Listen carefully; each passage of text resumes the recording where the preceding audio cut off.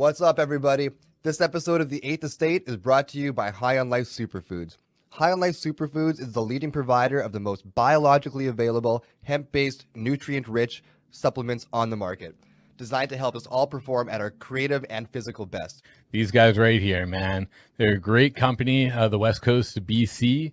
And what do? They do the best supplements in the world. High on Life, man. These guys are killer.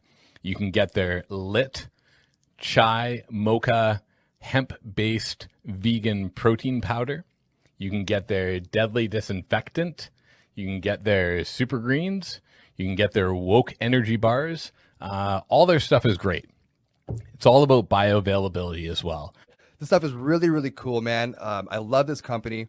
And if you go to their website right now, highonlifesuperfoods.com, and use EEVP10 at checkout, that's promo code EEVP10 at checkout, you can get 10% off your entire order. So I definitely recommend you go check it out right now. Yeah. Be special. Be high on life. Back to the podcast. We are live. All right. So I got Bo Hang on 2 seconds. We need a TV on. Oh, okay. Thanks. And then we'll go from the we're live again. Yeah. Good call. So I'll cue it up.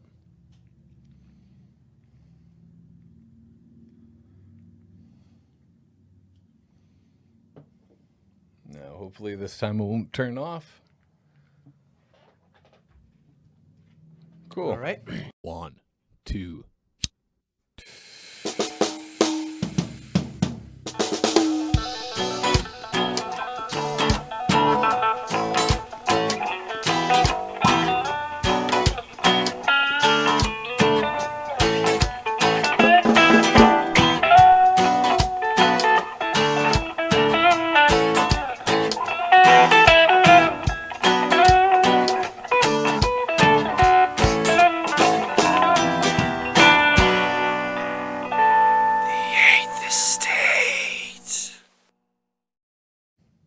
And we're live. All right. Bo, nice to see you again. Jeffrey, beautiful to see you. Yeah, man. James Lee, great to see you, man. Oh, yeah. Yeah. Oh, man. So, the Deja Vu episode. Yeah, back at it again. Yeah. Why do I feel like we've done this before? Because we have. Yeah. Yeah. We had some issues. We're coming back to reshoot an episode. First time ever. Yeah, which means we're doubling down on our intake this week here. Yeah, but I mean, the strain is very much worth it. Oh, yeah. It's a really, really killer strain. And yeah, I got It's great the the first old time. hash hands Jeffrey going on again. So Yeah, I handled that dope for like all of 30 seconds, and I was just all kind of gooed up. yeah, it's a gooey go. Yeah. The Gelato 33 by Lot420. Yeah. Yeah, it's a pretty cool smoke. Yeah, we did this a week ago, but ran into some engineering gremlins, and yeah, unfortunately the audio was all shitty, so we had to do the episode again, and that's the first episode that might never be seen on regular YouTube. Yeah. The Lost Files. Yeah, the Lost Files. We'll show it maybe one day. Part of a, All part of a reverbed blooper. and echoed up. Yeah, part of a blooper reel somewhere. Yeah, something like that. Yeah. But yeah. Yeah, I'm pretty pumped for this episode, though, man. I enjoyed this one the first time around. I don't see why I wouldn't enjoy it this time. Mm-hmm. Yeah. We got the stuff from Atomic Flower, right? That's right. Yeah. That's right. This was the personal pick of Peter. Peter's personal pick. Nice. Yeah. That better be like a feature in their shop. They should have like a little corner for Peter's personal picks. Yeah, definitely. That would be a good thing to have. I hope his last name starts with a P too. Peter Piper's personal picks. Quadruple P. PPP. I have a feeling it's probably going to be like a French last name or something like that. Yeah, some of those start with P's, I think. Some of the French is I think that's a letter in the French alphabet. I think as well. so, yeah. You know, the letter P. People don't know it, but French alphabet is eerily similar to the English alphabet. Yeah, it's just got some like marks floating above, and that's about it. Yeah. Peter Pierre Luc Dubois. Yeah. Yeah. So, that being said, the Lot 420, James, run that tape.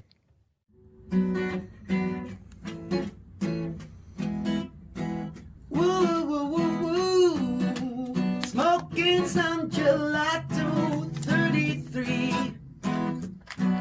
Domo arigato, come smoke it with me. Ooh, Mr. Gelato 33, come smoke it with me.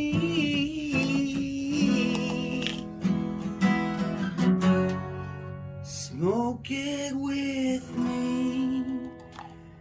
Gelato 33. There we go. Oh, domo arigato. Come on, smoke it with me. Yeah. Won't you smoke it with me?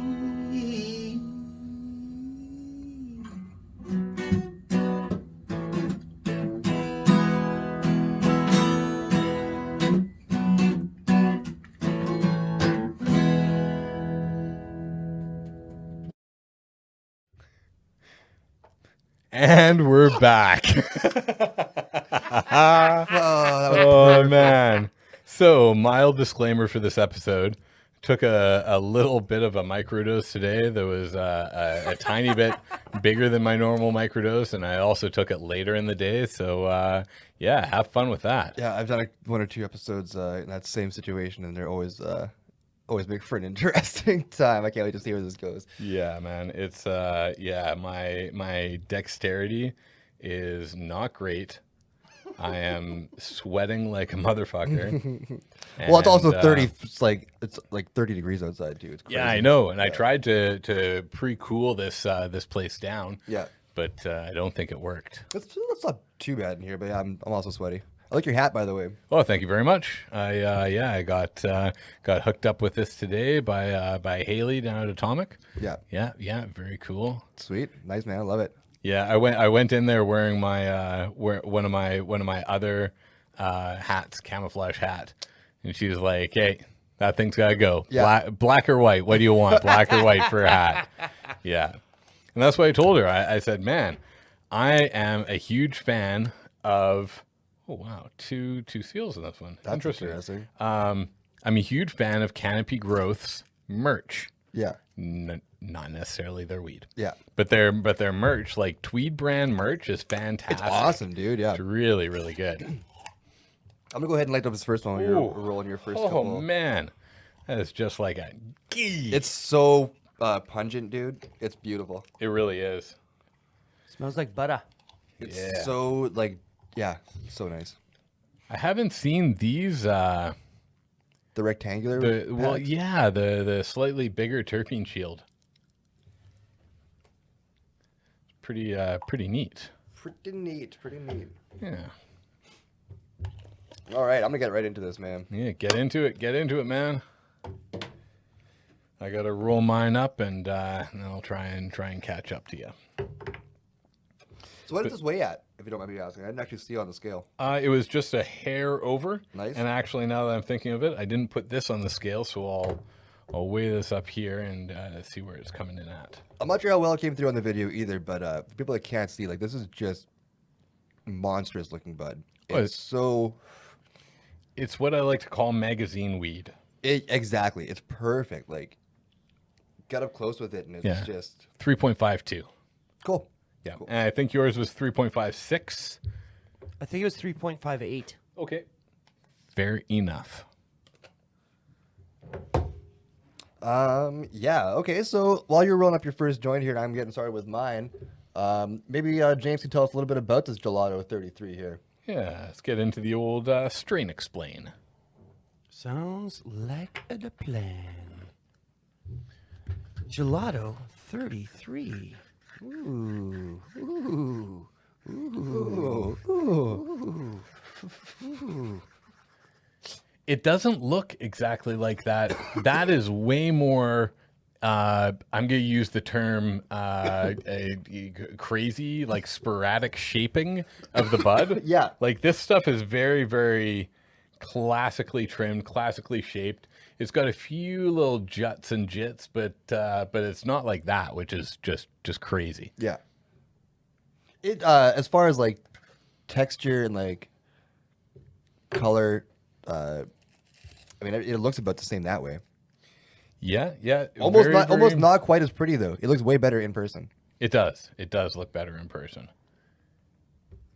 That has a little bit more difference between the lights and the darks. This is a little bit more uniform throughout. Doesn't have the same darkness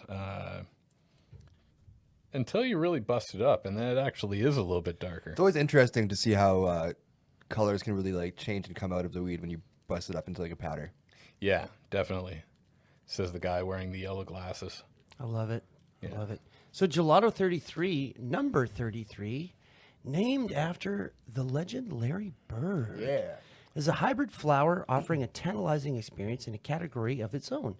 An intricate and delicate bud structure and an abundance of trichomes give it a uniquely attractive and frosted appearance.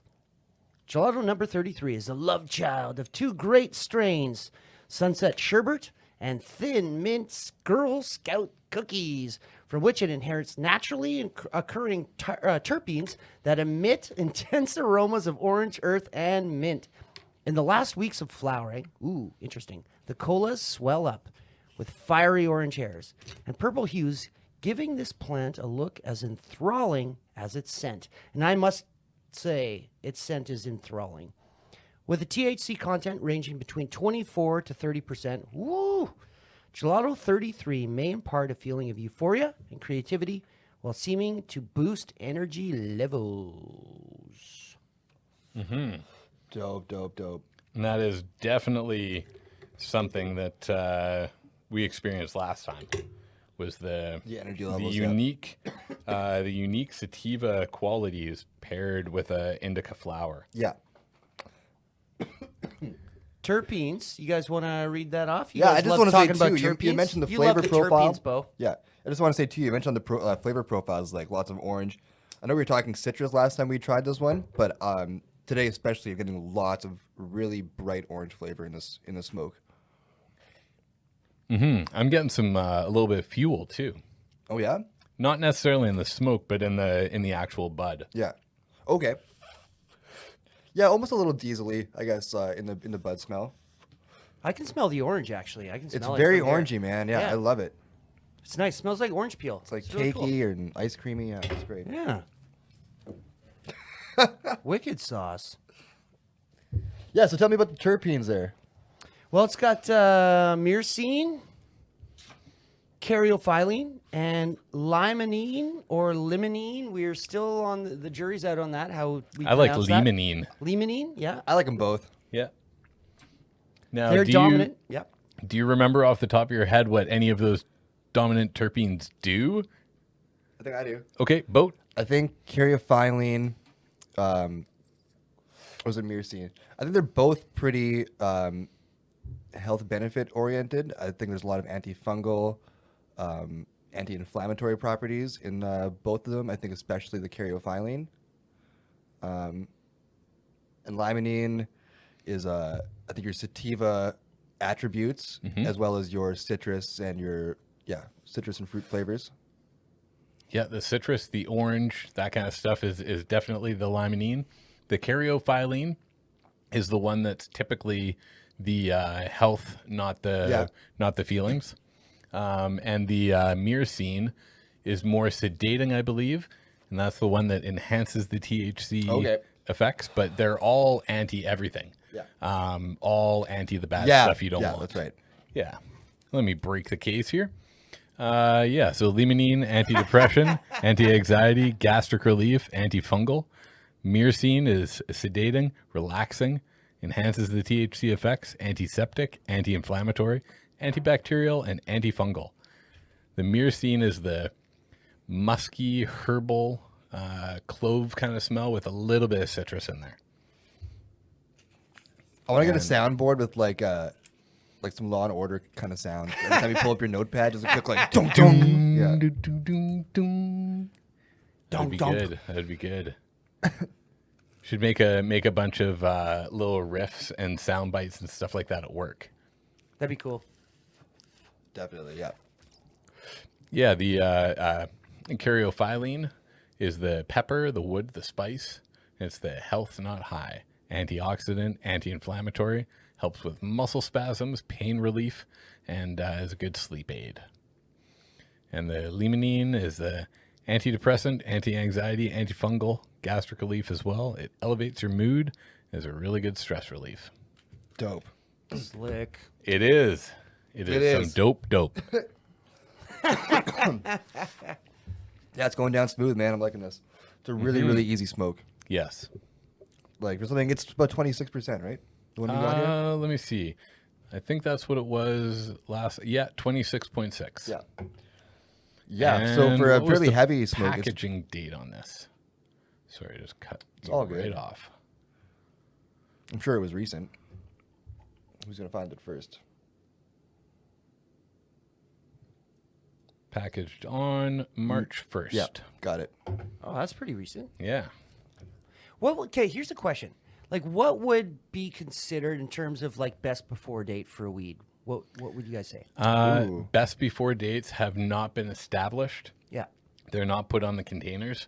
And really, the expiry date of weed, I think, is going to be directly correlating to how that weed is being packaged And stored, how much yeah. air is in there.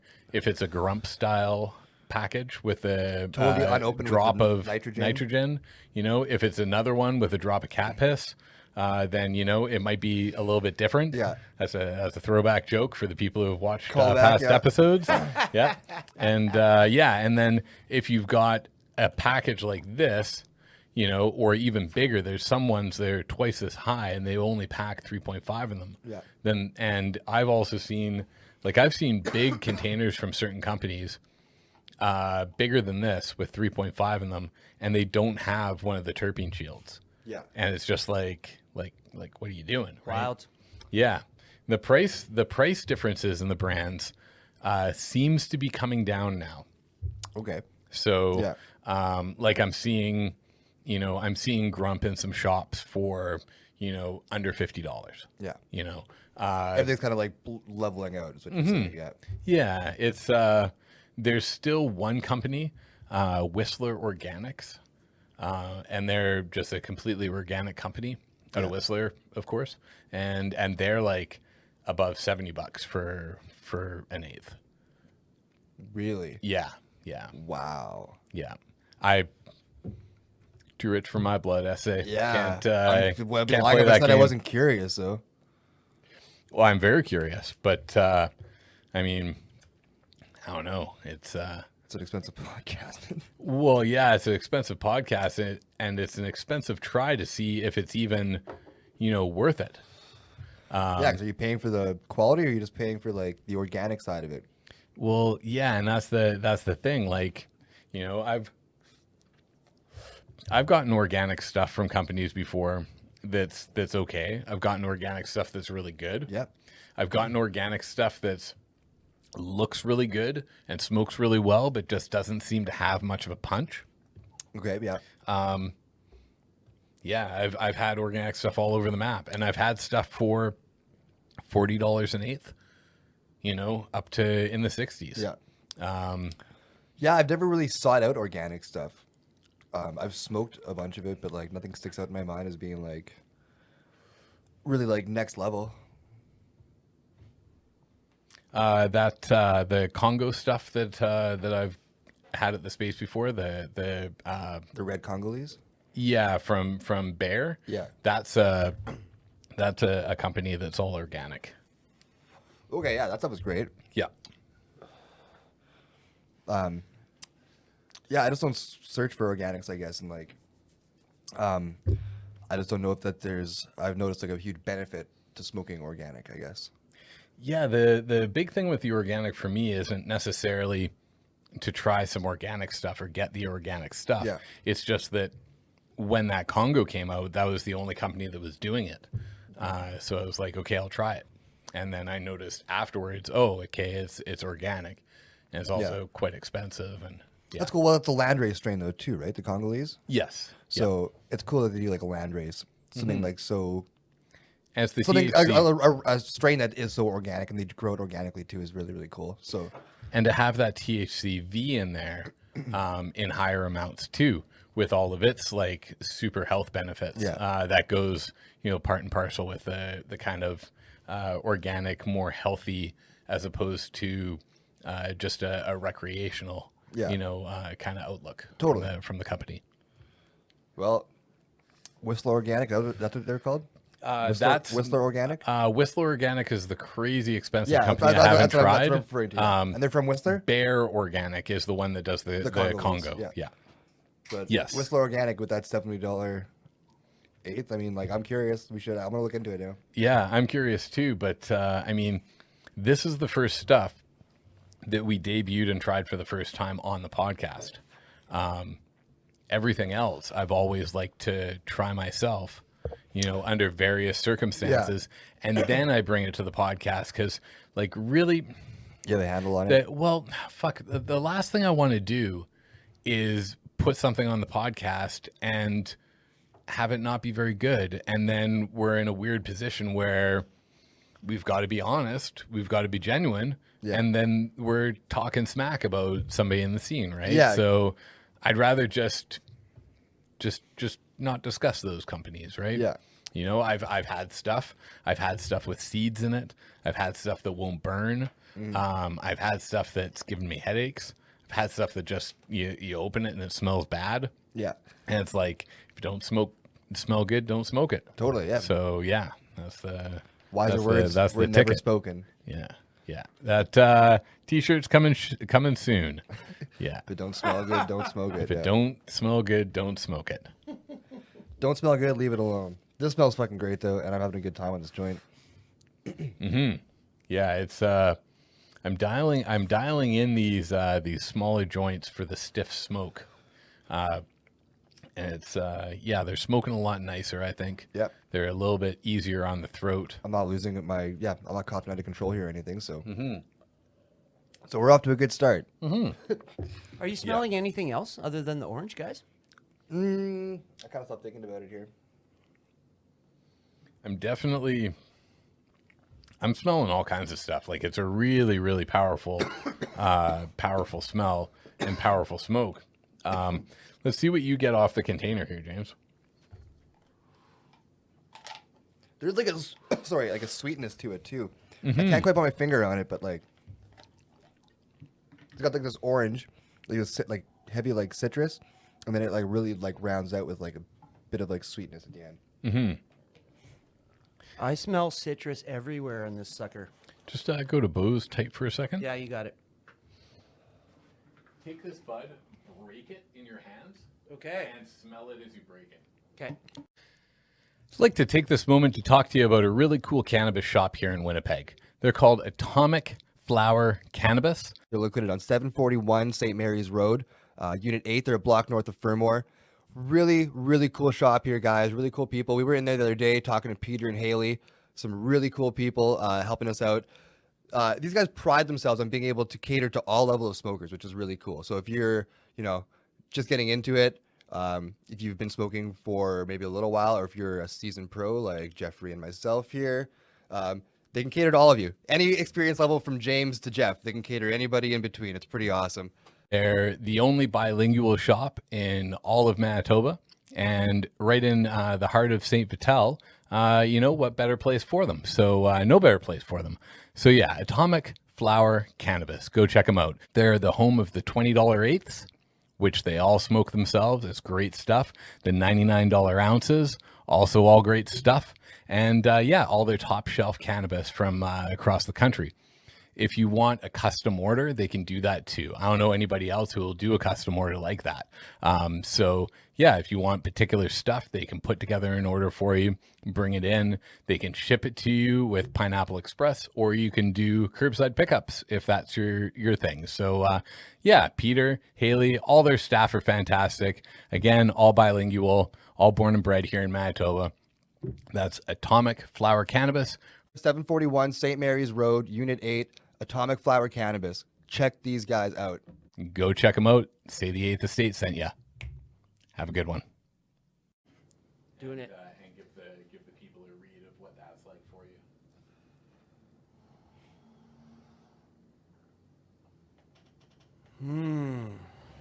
Putting in all the It's science. so hard to really like encapsulate all the flavors I smell. Yeah, It smells like good bud. Like that's all I can say. I'm gonna think about it though. Yeah, I have. There's an overpowering sense of the smell of orange peel. Yeah, there's a lot of orange, man. A lot of citrus, but it is so hard to like really like put your finger on like what you're getting from scents when you're smoking it. Because a lot of it is a smoky scent too when you get into it. You're like, it's actually pretty funny. The analogy that this smoke and flavor is making me think of when I was 20 years old and I got jumped by like a dozen dudes like in the front yard of this house party, right? Whoa. And they were younger. I was I was a grown man. They were almost grown men. They were like 16, 17. Yeah. And it's like when shit busted out and it was just me and them and I'm trying to stay on my feet and get away from them and get back in the house and stuff.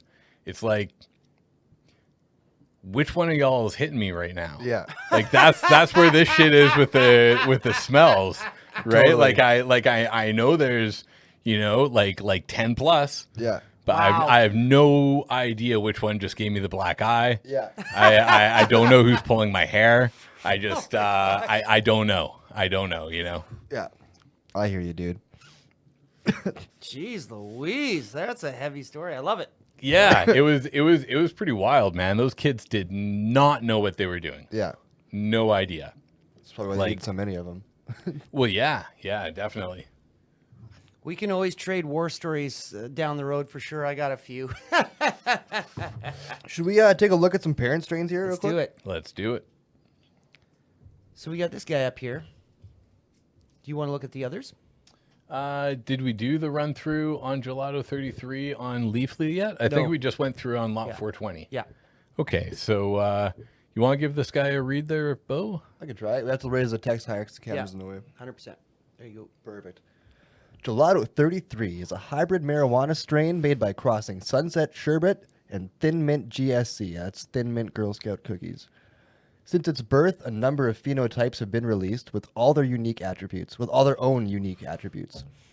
One of them is Gelato number 33, a balanced hybrid with compact buds staying true to its cookie genetics.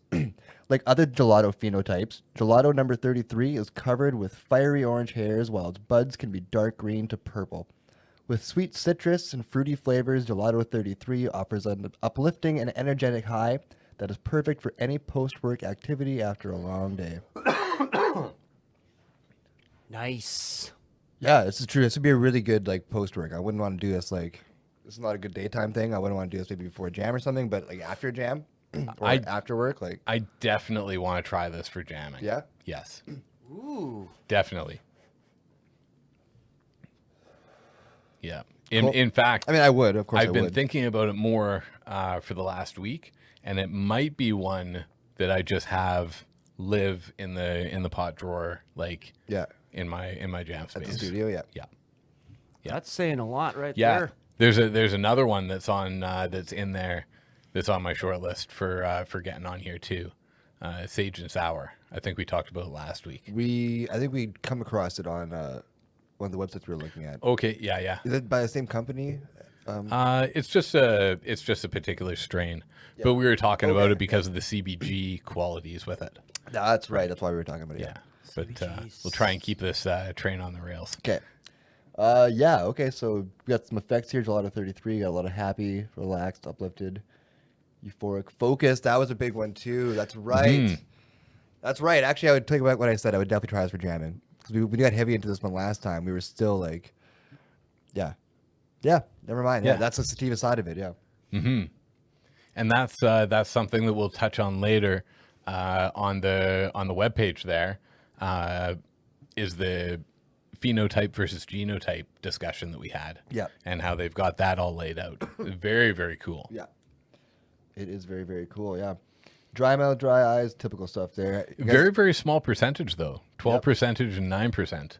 Like that's yeah. Very, very few people. Yeah. It's a good strain, man. I love it. Can we take a look at its parents now real quick? Someone want to read one of those off? Oh, the old Sherbinsky. Yeah. Oh, Professor Sherbinsky? Is that what it is? Dr. Sherbinsky. That's right. Bull. Shit. Character name.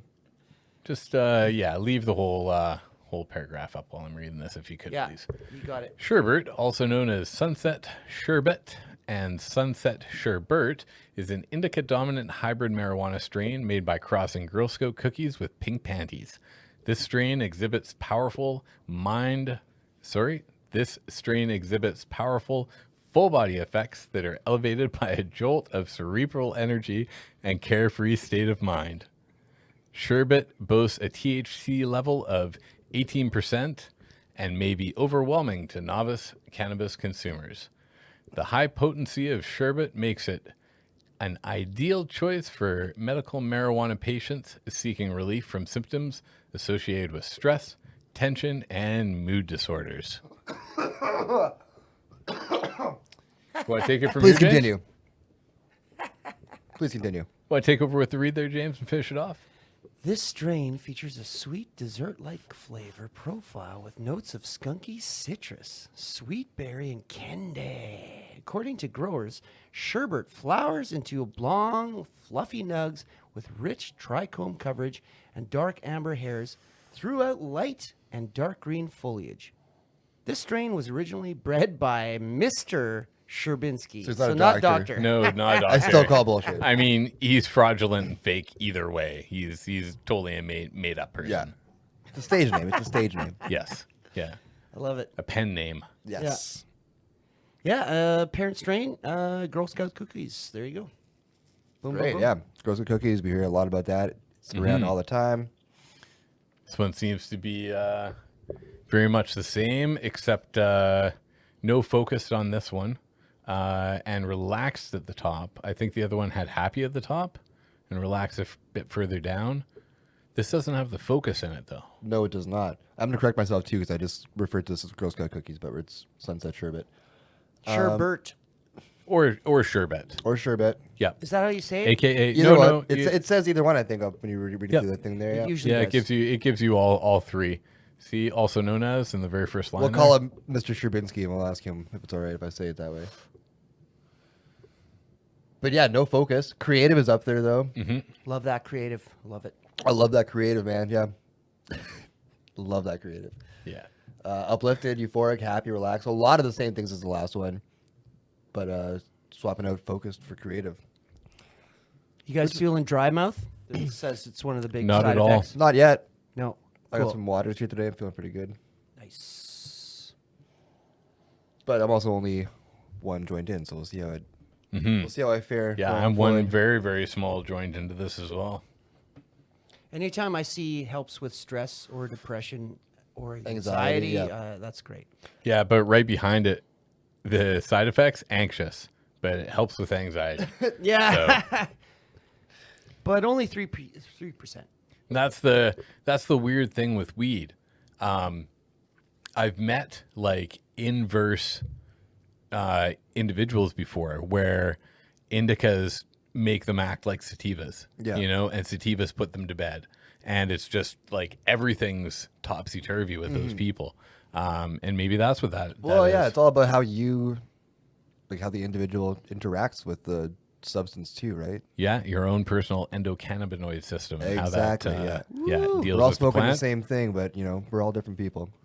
Yeah, and there is the thought or school of thought that weed doesn't really make you feel one way or another. All it does essentially is just amplify whatever you've already got going on. Yeah. Which I think would be very true, yeah. All right, Thin Mint GSC. Who's taking this one away? for it, Bo. Why Yeah, not? why don't you kick this All one right, bring it up. Do you want to look at this guy, guys? Yeah. Okay. So Thin Mint GSC. Yeah, this has a little bit of the CBG there. Oh, I didn't even see that. Yeah, CBG 1%. Yeah, 1%. Interesting. We learned about that last time. Caryophyllene. All right. So Thin Mint, a hybrid cross containing Durban poison and OG Kush genetics, is a phenotype of the legendary GSC strain. Dark green and royal purple hues peek through a heavy coat of crystals, with a sweet minty smell that gives a full explanation of its strain's name. The mint calls upon the powers of its indica. The mint calls upon the powers of its Thin Mint. Wow. One more time. Thin Mint calls upon the powers of its indica, sativa, and hybrid ancestors for a powerful full body effect that gives this strain its sterling reputation. The high psychoactivity of this strain is not for the novice consumers, but patients with a variety of symptoms are giving Thin Mint their seal of approval. Severe pain, nausea, swelling, insomnia, and appetite loss are no match for the potency of Thin Mint. I lost it so bad there. Sorry, You did a guys. great job, buddy. Go up patronize and show me. that whole paragraph there for a second. As you were saying that, I was thinking about if somebody took that narration and then just animated a little animated movie, Yeah. like going along to that, and like, you know, Thin Mint thinking of its ancestors and yada yada, and going It through was and like, such a great Yeah. explanation. Yeah. yeah, it's pretty cool. I hate that I stuttered on that line too, because that was a great line. Can I read it one more time, actually? Thin Mint calls upon the powers of its indica, sativa, and hybrid ancestors for a powerful full body effect. I love it. Yeah, like Calls some up- yeah. some like 80s version of like Planet Earth, where all the different like do Yeah. and they're all Yeah. You need to hire an animation team now too. yeah, that would be great. Yeah. Okay. And what are the Scroll down. the There we the go. infographics for this guy? Basically, exactly the same as the last one, as a Sunset Sherbet. There's more relaxation going on. I feel like and they're all amplified. Mm-hmm.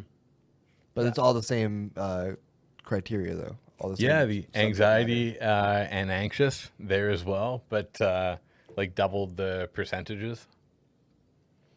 Pretty wild. It helps with stress and depression, though, people, and pain. That's pretty cool. Lack of appetite. That always surprises me when it comes to weed. Yeah, I and I know, know yeah. that's like a cliche thing, like, oh, you smoke weed, you know, you got the munchies or whatever. But like, helps with lack of appetite. I guess actually, never mind what I just said. Yeah.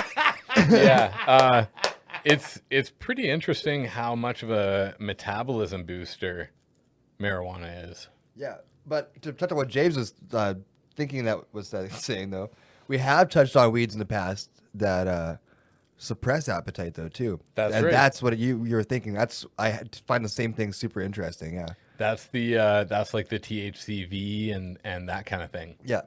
Yeah, because like you really do think of like munchies. It is such a cliche thing to like say exactly what James was saying. It's such a cliche thing to get the munchies in your stone, but I mean like it really does. It's an appetite booster, man. Yeah. What strain was it that was an appetite suppressor? I can't remember what we did. That was that the meat breath. The Durban poison has the THCV, and I think that's where we got into that kind of thing. And I'm trying to think of if it, because when we talked about THCV, I think it was just a tangent during one of the episodes. It was, yeah. That's true. We were talking about I think Durban poison was one of the parent strains, or a like Related to it? sub-parent. Well, we saw Durban poison come up. Was it this one even, or was it the Sunset? was, Yeah. Yeah, and I think that's the Thin Mint Girl Scout cookies, Which or we it might have see- been yeah. just Girl Scout cookies. And we do see that come up a lot, so it could have been any episode here we went to this tangent. I feel like it was a little while back now we did this. Mm-hmm. Yeah, I want to say like 4 episodes ago, something like that. Durban about poison, right. Thin Mint, GSC. That's the Durban poison one. Let's have a look at what it says for Durban poison. Just click on that link there. You bet. Wow, yeah. See how energizing it is? Yeah, man. And terpenoline as the main terpene. It's like, that's like the master terpene. Terpenoline. They weren't even trying anymore. Yeah. It was the first terpene that was ever named. It was, It was the first one or the last one. They were either, they had never named one before or they had run out of names completely. It's one or the other. They're like, I don't even care anymore. Just name it terpenoline. I don't know. Yeah. And this has the CBG in it as well. Yeah, I saw that. That's right. This pure sativa originates from the South African port city of Durban, hence Durban poison. It has gained popularity worldwide for its sweet smell and energetic, uplifting effects. Durban poison is the perfect strain to help you stay productive through a busy day when exploring the outdoors, or to lend a spark of creativity. Hey, that might be good for jamming. Growers and concentrate enthusiasts will enjoy the oversized resin glands, which make this strain a quality choice for concentrate extraction. The buds are round and chunky and leave a thick coating of trichomes on almost all areas of the plant. Nice. Can you scoot up just a little bit again, You James? got it. It's pure sativa originates. Yeah. So this isn't a parent strain, but it is like a more original ancestor of what we're smoking today too. Still, right? This is like a very, very close to a landrace. Yeah, that's what I was thinking. I was looking for the word landrace. It didn't say that, but It's it one does of say the- pure sativa originates from South Africa. Yeah, it's one of like it was like one of the hockey teams before the expansion. That's Before like any one of the original expansions six. in Yeah, the NHL. Yeah, it's yeah. like the original six. Yeah. It's playoffs right now. Good time to make that reference. Thank you. Yeah. Got our butts did kicked last the night. Jets get trounced last night? We got trounced last night. Yeah. What Well, was it was the score? 5-3. It was 5-3. And then Mark Scheifele had a really Yeah. big hit. Now, okay, we can talk about it or not. Let's not get too into that one. Yeah. I wouldn't Let's want leave to it talk alone. about it without having a clip ready and being able to see it No doubt. to discuss it, and then there would probably be no show left. We'll discuss it after But, the podcast, though, James. I do want to talk this to is you going about to be it. Yeah, this we'll is going to talk. be a really, really good stuck paper challenge here. Yeah, are you And doing this it right is now? a big fat. You're gonna close up on big fat Jeffrey here. joint. Big fat joint here. Stuck paper challenge. See, that's why we need a soundboard. Yeah, stuck paper challenge. Yeah, there we go. Slipping a little bit, Yeah, it's, Not bad. but it looks like a solid nugget though. It's like a solid yeah. brick. Yeah. Show it Yeah. up. Lift it up. I'm on Bose Cam here. Lift it up again when you can there, Jeffrey. okay.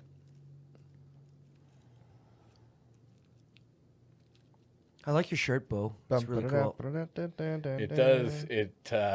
The paper, yeah. the paper sucks more than the weed does here. I think a little bit. Not Yeah. bad, though. Not bad. Not bad. Thanks, James. As promised, I wore my roller derby shirt today.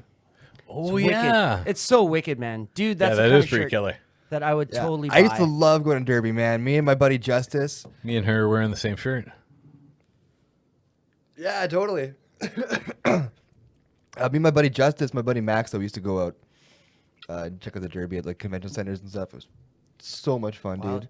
I got a friend who does that in Saskatchewan. Oh, nice, man. Yeah, it's like wrestling. It's like just so like just Totally. big and like silly and awesome. Yeah. I really want to see roller derby with like a banked track, like where they can really get some speed and some cruising going. Oh, like Not just a flat. yeah. You know, where it's like go straight and then like turn. Like, Totally. it sucks turning on roller Yeah. skates. They're not So made true. for Well, that, right? Wasn't there a movie like that? There was a couple movies like that, I think. Yeah. There was a movie with James Caan called Roller Ball, I think. Yeah, yeah, and rollerball, they're yeah. they're like playing like to the death, but it's like Yeah. roller derby, but you've got a little basketball kind of thing Yes, made of yeah, metal. yeah. And yeah, I think at one point in time somebody dies. They get their head crushed in with the ball. Nice. They That sounds get- about right. Yeah. Like it gets shot out and you've got to catch it. I think somebody like gets knocked down and it takes them in the face and just takes their head off or something. Like it's Like just awesome. Cannon. yeah. I haven't hashtag watched that aggressive. movie in a long time, but I remember loving it when I was younger, though, man. The fashion in that movie, like the clothes that are being worn in the scenes, like especially by James Caan Can you when pull he's some not pictures of the fashion? when he's not like in his roller gear is oh man, it's That's awesome. Yeah, it's man. wild. That was when did that movie come out? That was like early 2000s, right? No, it's like 90s, 80s, 70s, late 60s, I think. Yeah. Oh, okay. Maybe I'm thinking of a different movie then. Did they remake it? No, Maybe. roller ball, I think. Not roller games. I don't think it's called roller games. I'm thinking of a different movie. I think too. Well, yeah, the one with Yeah, there you go. Rollerball, James Caan, 2 Down. 1975. Yeah, I'm thinking of a different movie. You're thinking of the one in the probably early 2000s Yeah. Okay, you bring up with LL Cool J. I He was don't in that. remember it very well. I just remember there's this movie, kind of like exactly what you were describing. Mm-hmm. But I don't remember being. Do you want a clip? Do you want me to find a clip? No clip. Just Before, go to Google Images and type in James Caan rollerball. There you go. Oh man, I've never seen this. No, I've never seen this. This looks so I need to cool. watch this. Yeah, it's pretty wild. See if there's any shots of him when he's just in regular clothes. Like scroll down through that. Most of them are going to be, Him in like uniform here. I guess, yeah, from the highlights. But there's a bunch of guys in regular clothes. The gym shot. Looks like they're all into the new fad called yogging. Does he look like joggers? Yeah. It's it's a pretty killer show. Oh, here's some clothing he's wearing. And he's Yeah. boxing in this. Well, the other guy's doing it. The other guy's doing a workout, and I think James Caan just shows up and is just like, I'll we're hit the good with bag. you? Yeah. We're having a conversation here. You hold the bag, and yeah, but it's like, Okay, I've definitely never seen this. I had no idea what we were talking about. I want to watch this movie. Yeah, me too. bring up a trailer on YouTube, and we'll just watch it and not show it. Sure. Sounds of the good. I like it. I like. And you'll have to make sure. I think the audio might not be going to our headphones right now. You might have to check that. Yeah. Okay. Rollerball. Here we go. I never knew this movie existed, and I'm going to watch it. Yeah, 100%. I'm going to watch this. Oh man! Yeah, full So screen don't this, show what you said. please, Don't show it. and unmute it. But you want the sound though, eh? Yep. Okay. You guys can hear it? Yeah, you can play the sound through the sling. Yeah. Definitely do that. But Yeah. full screen it. Okay. Copy.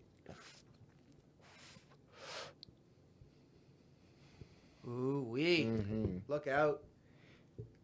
Yeah, some guys are on skates, and then I think there's guys. Yeah, there's guys on bikes as well. Oh man, I want to watch this movie. Oh snap! Yeah, so you've got to go around and then like score a basket kind of with this thing, right? Yeah, and beat the shit out of everyone. That's great. But it's got a real like Death Race 5000 Yeah. kind of vibe. Yeah. Where it's a real like corporate run future kind of time. I love the Death Race movies. Me too, man. And it's There's this so looks many of them. Futuristic. So cool. Don't mess with that lady. Forget about it. Oh, they're just laser. yeah. They're just rich people having fun, right? But like the collar, like his sweatshirt is dope as fuck, where it doesn't have like a high collar or anything like that. Oh, that guy got punched in the face. Ah, look at that. Yeah, missile drop kick. Oh, this is awesome, dude. Yeah, dragging the guy by his so skates. Yeah, watching this. I'm so watching this. the bell bottom action in this. They're just like super tight until the knee, and then they just Gets go so elaborate. Oh yeah. My dad love it. talks about the bell bottoms he used to have in the 70s and how they were exactly that, skin tight until the knees, and they used to flare out to the cover his entire shoes. Yep. I still have some bell bottoms from the 70s. Dope. Yeah. It's not that I'm that old, but it's my mom saved them for me. But yeah, this is a long ass It's a trailer. long trailer. I think I'm done with it here, but it's good, man. Yeah, it looks good. I should mention I've never actually finished the movie. Yeah. Okay. Like this trailer, it kind of goes on, and you know, lost my interest. It's pretty fun That's though. fair. I still want to watch it though. Yeah. Those guys are mad. Oh, fire! Oh yeah, Okay, yeah, we can turn this off. This is like the whole fucking movie here. I love it. Hey, he's a hero though. yeah. hero. That shirt, the collar, the open collar that just goes like right out to the shoulder. I think we just saw pretty much the best clips of the movie. We I think saw the probably, movie. Yeah. Yeah, Maybe I don't, it's, maybe I don't have it's to watch good. it anymore. Cool. It's good for a laugh. I want to check it out. Some It early looks, James Caan. it looks I mean, pretty dope. James Caan has never been a bad actor, so I've He's always good. liked him. Yeah. He's good. Godfather. Fodgother. He was an elf. yes. Was he an elf? He was Yeah, dad. Yeah. he was his dad. Yeah. Oh, copy that. Yeah, yeah. Well, All that's right. fun. Well, let's go over to the Instagram of Lot420. Oh and yeah. I'm just gonna take it from here if I can with Go the for it, with the bro. mouse for a moment. Yeah. So, yeah, they're out of Quebec City, Highwire, Quebec, Lot 420, and they've got some cool stuff going on. Some really really neat photography here, and yeah, home of the bucket hat. That's right. Bucket hat and sunglasses. Yeah, yeah. This guy must be like the leader of all the bucket heads. He's the biggest bucket hat. Yeah, He's the he's got general. he's allowed to have a brim. Yeah. Yeah, well actually this brim. guy's got a pretty good this guy's got like the Outback hat But on. he's got the same brim, but he's folded.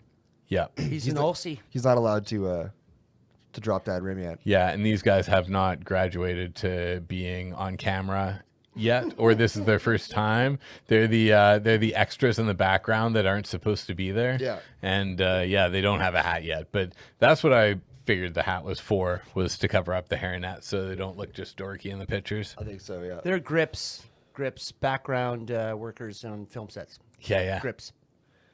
Yeah. So we get to wear a bucket hat action. Let's see some more pictures here. Because there was lots of bucket hats last time. This guy hiding in the bush is so fun. Yeah. Professor Xavier Ooh, nice. working his magic in the pheno test room.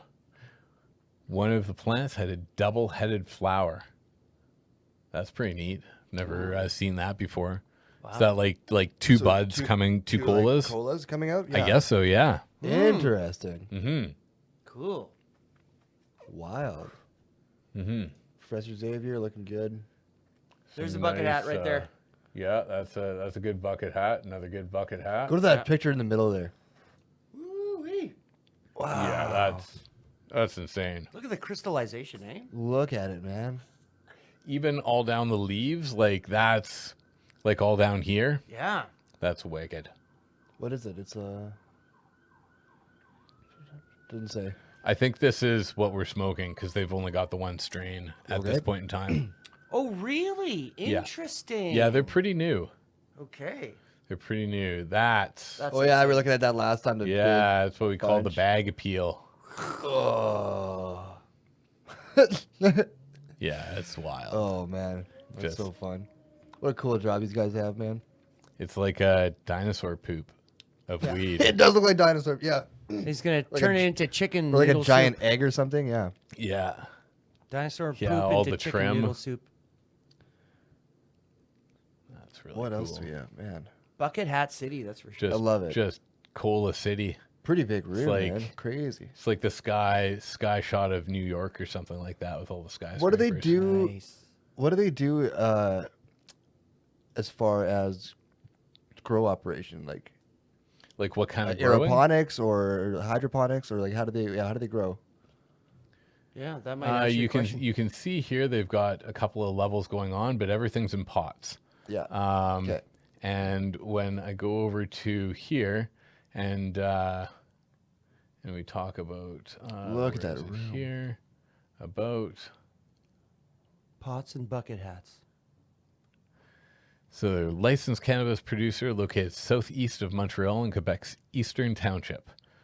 Team consists of experienced growers, each with their own area of expertise. Collectively, our focus is on producing handcrafted, select batch, high-grade flour. Using proven methods developed in-house, each batch is thoughtfully cultivated, hang-dried, cured, and hand-trimmed to give consumers the highest grade product on the market. I'm really really second guessing the words that are coming out of my mouth. But they're potted, they're grown in soil. Okay, interesting. Yeah. And they only have the one strain. Okay, Pretty I wild. forgot that. Mm-hmm. Yeah, they've got a pretty cool site. We'll come back to that, I think. Cool beans. Yeah, but this is Buckethead Central. No doubt. And that room is just awesome. I know. I can't. Oh, Could you imagine being in that room and being like a cultivator? what would it smell like? How good would it smell in that room? Man. I've heard there's a different energy inside grow rooms of any size, but especially big ones, where it feels like you're in a different place. Yeah. And you're vibing with the plants. And it's almost, like that Pandora plugged into the biosphere kind of Totally. vibe. There's Yeah. some level of mysticism to it. Yeah. Something. Walking into a room like that. Yeah, the plants are all singing, they're all talking, they're all making can't- oxygen for you. Can't help but vibe with it, man. Yeah. Well, Bo, So you're a cool. gardener. What's it like? I to garden a little bit. I'm not like an experienced gardener. Well, way more than I am. But I mean, yeah, like I don't know, like once you start like planting stuff and growing for it and caring for it, there's like definitely like attachment to them. But this is like next level, a wholly different thing. Like just walking into a grow room like that, it would be so, wow, it'd be so crazy. You'd probably love it though, wouldn't you? Yeah, that's why. I would kill to get a tour of that room. Well, maybe you won't have to. One day you may be. I would a rather room. not. I don't want to. I'm not going to. Yeah, crazy stuff though. Their man. Instagram is pretty dope, I think. Yeah, it is. It's very cool. Pull up that one shot again where the guy's floating in space. I'm gonna throw that up on for the viewers. What? We should be showing all of this for going through their Instagram. Well, We I've been showing a lot of of it, but I've cut back to you guys. So yeah, but yeah, I've been showing most of it. Yeah. Yeah, how would they be doing that shot? You think? Is it a spliced together where he's cut out and dropped into frame? It does look photoshopped. Yeah, looks photoshopped. How to do it? Oh yeah, you can see the bending. See the bending in the post there? Yeah. And the distortion? Yeah. I mean, he could be on wires. You never know. Like, it's hard to say. But no, like You it's can't- Photoshop. You It's can't. definitely Yeah, Photoshop. there's no harness there or anything like that. I don't think. Nice yeah. try. We know he's not really floating, guys. It could have been like just a really fast shutter, still camera shot of him like just jumping off of something onto like a pad or something, like like onto like a bouncy castle pad, with air in it and something. I don't know, like, but it's definitely Photoshop. But it looks great. Like, I love it. I think that's great advertising. Yeah, it's fun, man. Yeah. I'm trying to think if there would be a way to actually. No, that's just like a bin. You couldn't even really jump off of, like, jump with your hands and like get your legs. Yeah, that would be damn near impossible. You'd have to be on wires, like. But he's wearing a bucket hat though, so that's cool. Yeah, this is Xavier. This is like a meet the team. Do they have more meet the teams? Is there more of a team that we can meet? Yes, I think they've got the team on here. Maybe they don't.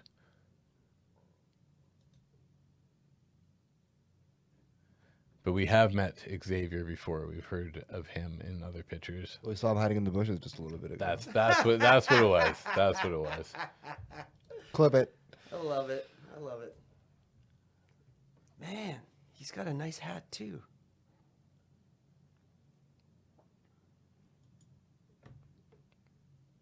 Yeah, it's pretty cool operation. Their Instagram is dope. I Yeah, gotta man. Really throw cool. down on that. I'm gonna give them a 9.5 on their Instagram. Can we go up for one sure. more just for 1 second? What's that blue room?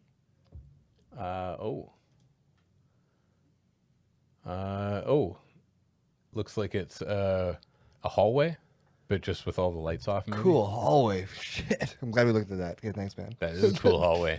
Security lockdown. Like, is there a thing? Here's a question.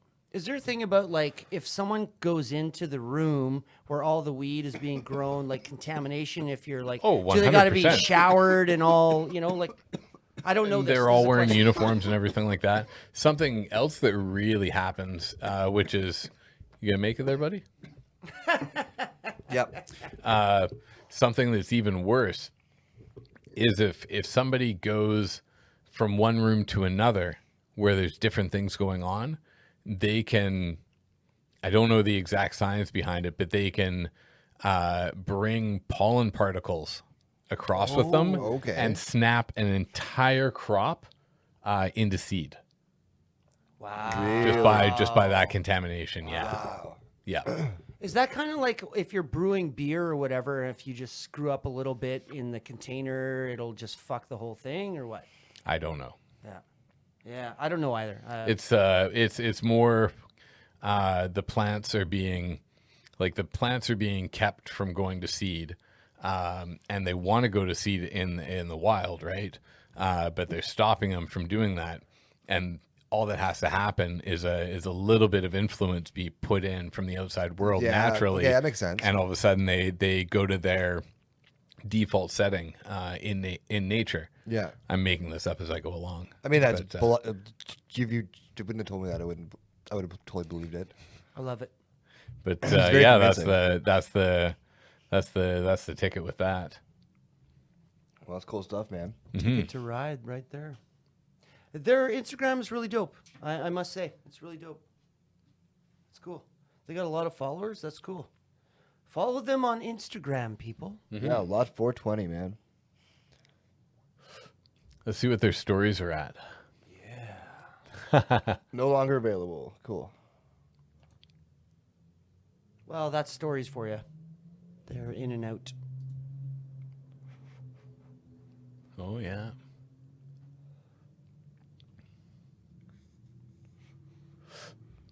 Look at those buds, man. They're just beautiful. So frosty. Mm-hmm. That is looks like exactly what we're smoking right now. yeah. Yeah, it really does. That looks identical to what we're smoking right now. It's a beautiful picture.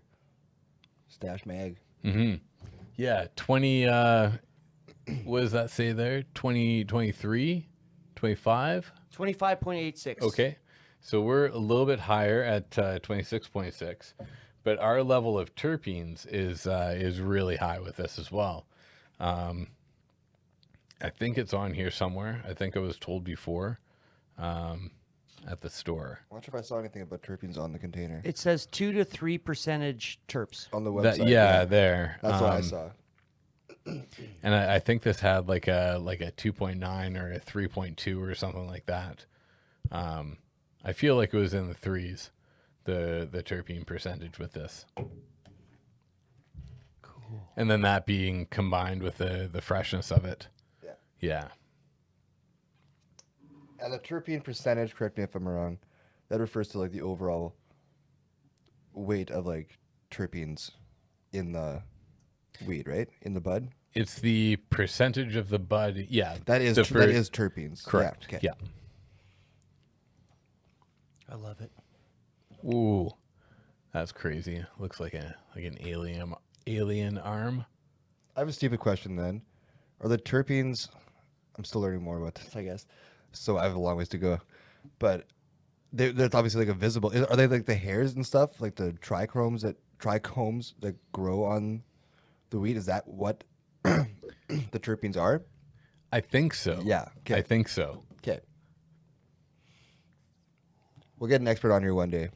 Yes. We are going to get an expert on here one day, actually. Like shout out to Rural City because they've been really, really killer. Yeah, they've been talking to us. And we've been talking back with us and forth. stuff. And yeah, we'll figure out getting them on here. At some point, yeah. Whether or not it's on chat on there on Zoom or something like that, or actually in studio when we can do that. Yeah, we got to figure it out still, but it's gonna be really cool though, man. We'll actually get an expert in here to talk to us about like Rose City. That was like where we really got interested in terpenes for the first time, I think, right? We had That's right. That's where we got a lot of questions raised.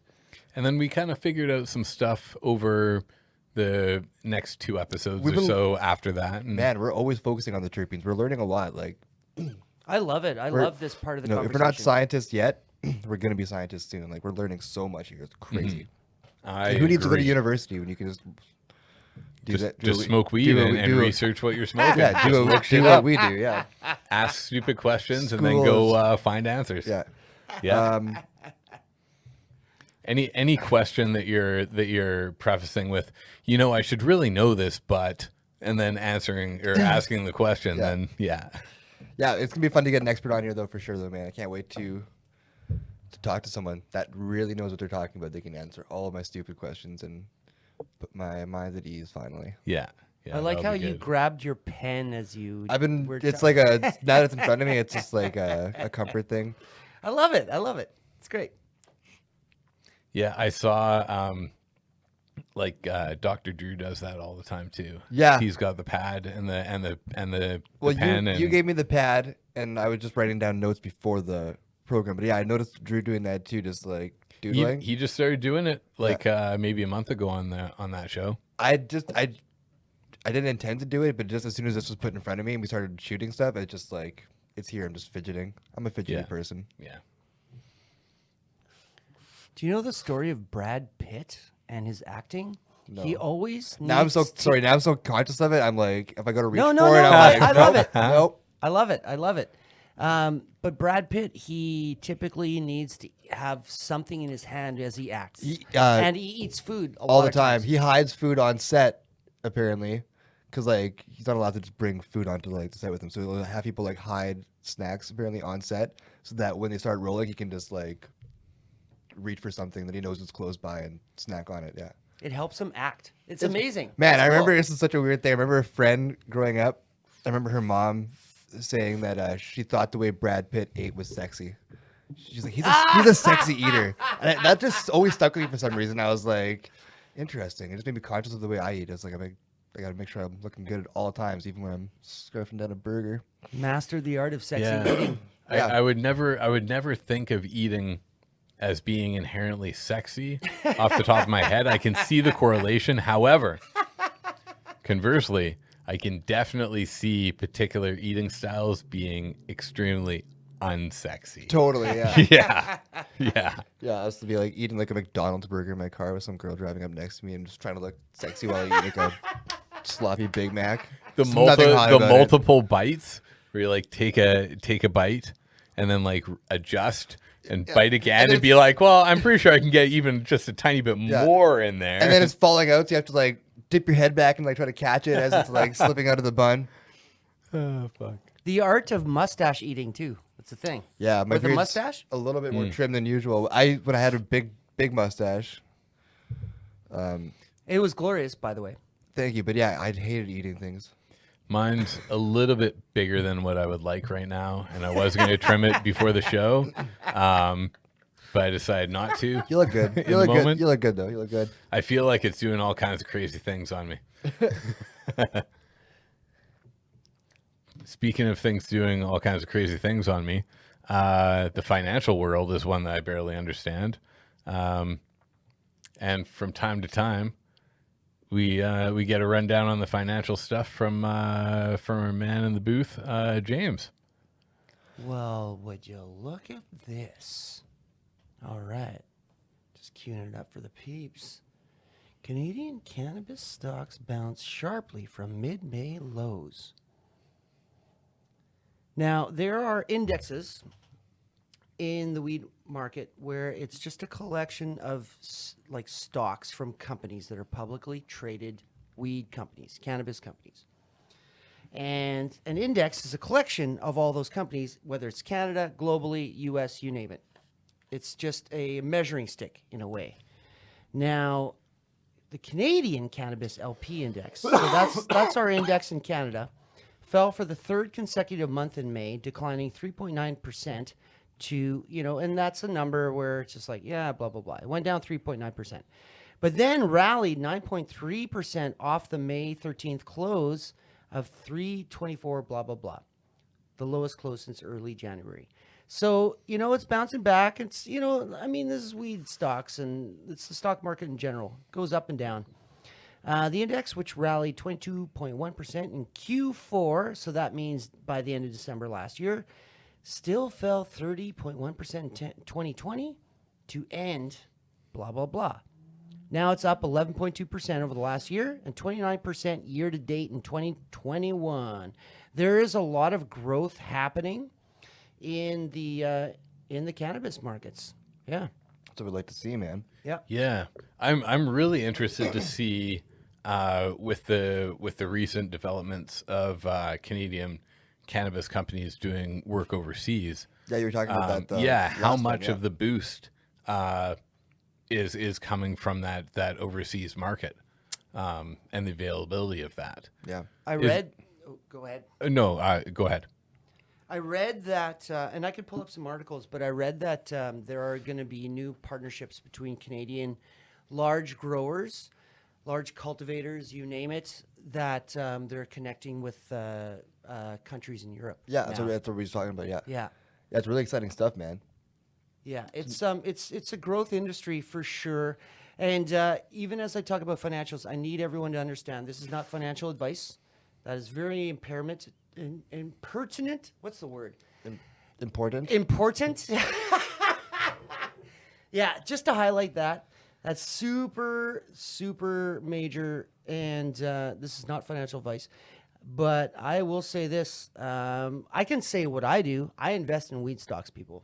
I absolutely do. And I think it's going to be a huge growth industry for sure. But you got to keep tabs on, what, because there's a lot of monopolization of the industry going on right now, tons of it.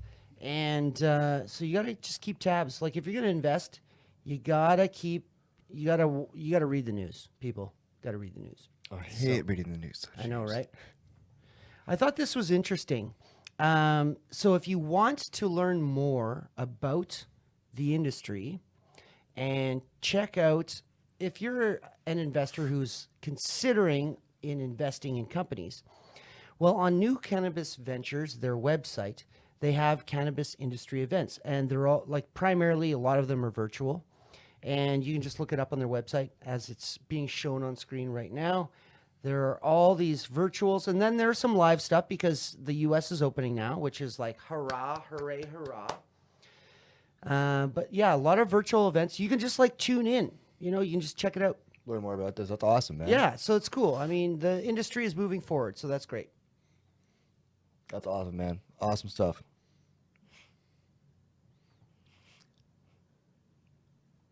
Yeah, lots going on, but we can continue on, I think. Yeah, great to hear, man. Yeah, good stuff. I'm really interested in those virtual conferences and stuff, though, too. Actually, that's really cool. Yeah, that would be really neat. I don't know anything about investing, but if I want to get started, that's. I saw a great couple thing to of know. them that were CBD fests as well, and that would be a real neat thing to go to. Yeah, definitely. Can we go back to? We touched on phenotypes and genotypes earlier in this episode, I think, didn't we not? We did talk about it being something that we were going to bring up, but while we were doing the financials there, I can find it. It's on the Lot420 page, James, so you don't have to look anything up. But one thing you can look up is the news story that I was talking about earlier with you guys with Amazon. Oh, yeah. yeah. Let's get to that. Yeah, first. major news about that. You'd probably just Google it. yep. Amazon cannabis. That's probably all you need. Oh, there's Leafly's got some news on it. If you scroll down just a little bit, this works too.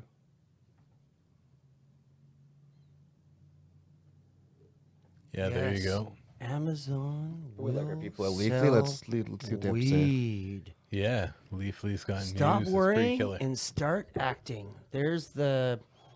Doesn't he look like kind of like the guy from The Watchmen, like the blue guy from The Watchmen? The Well, when he's blue like this, yeah.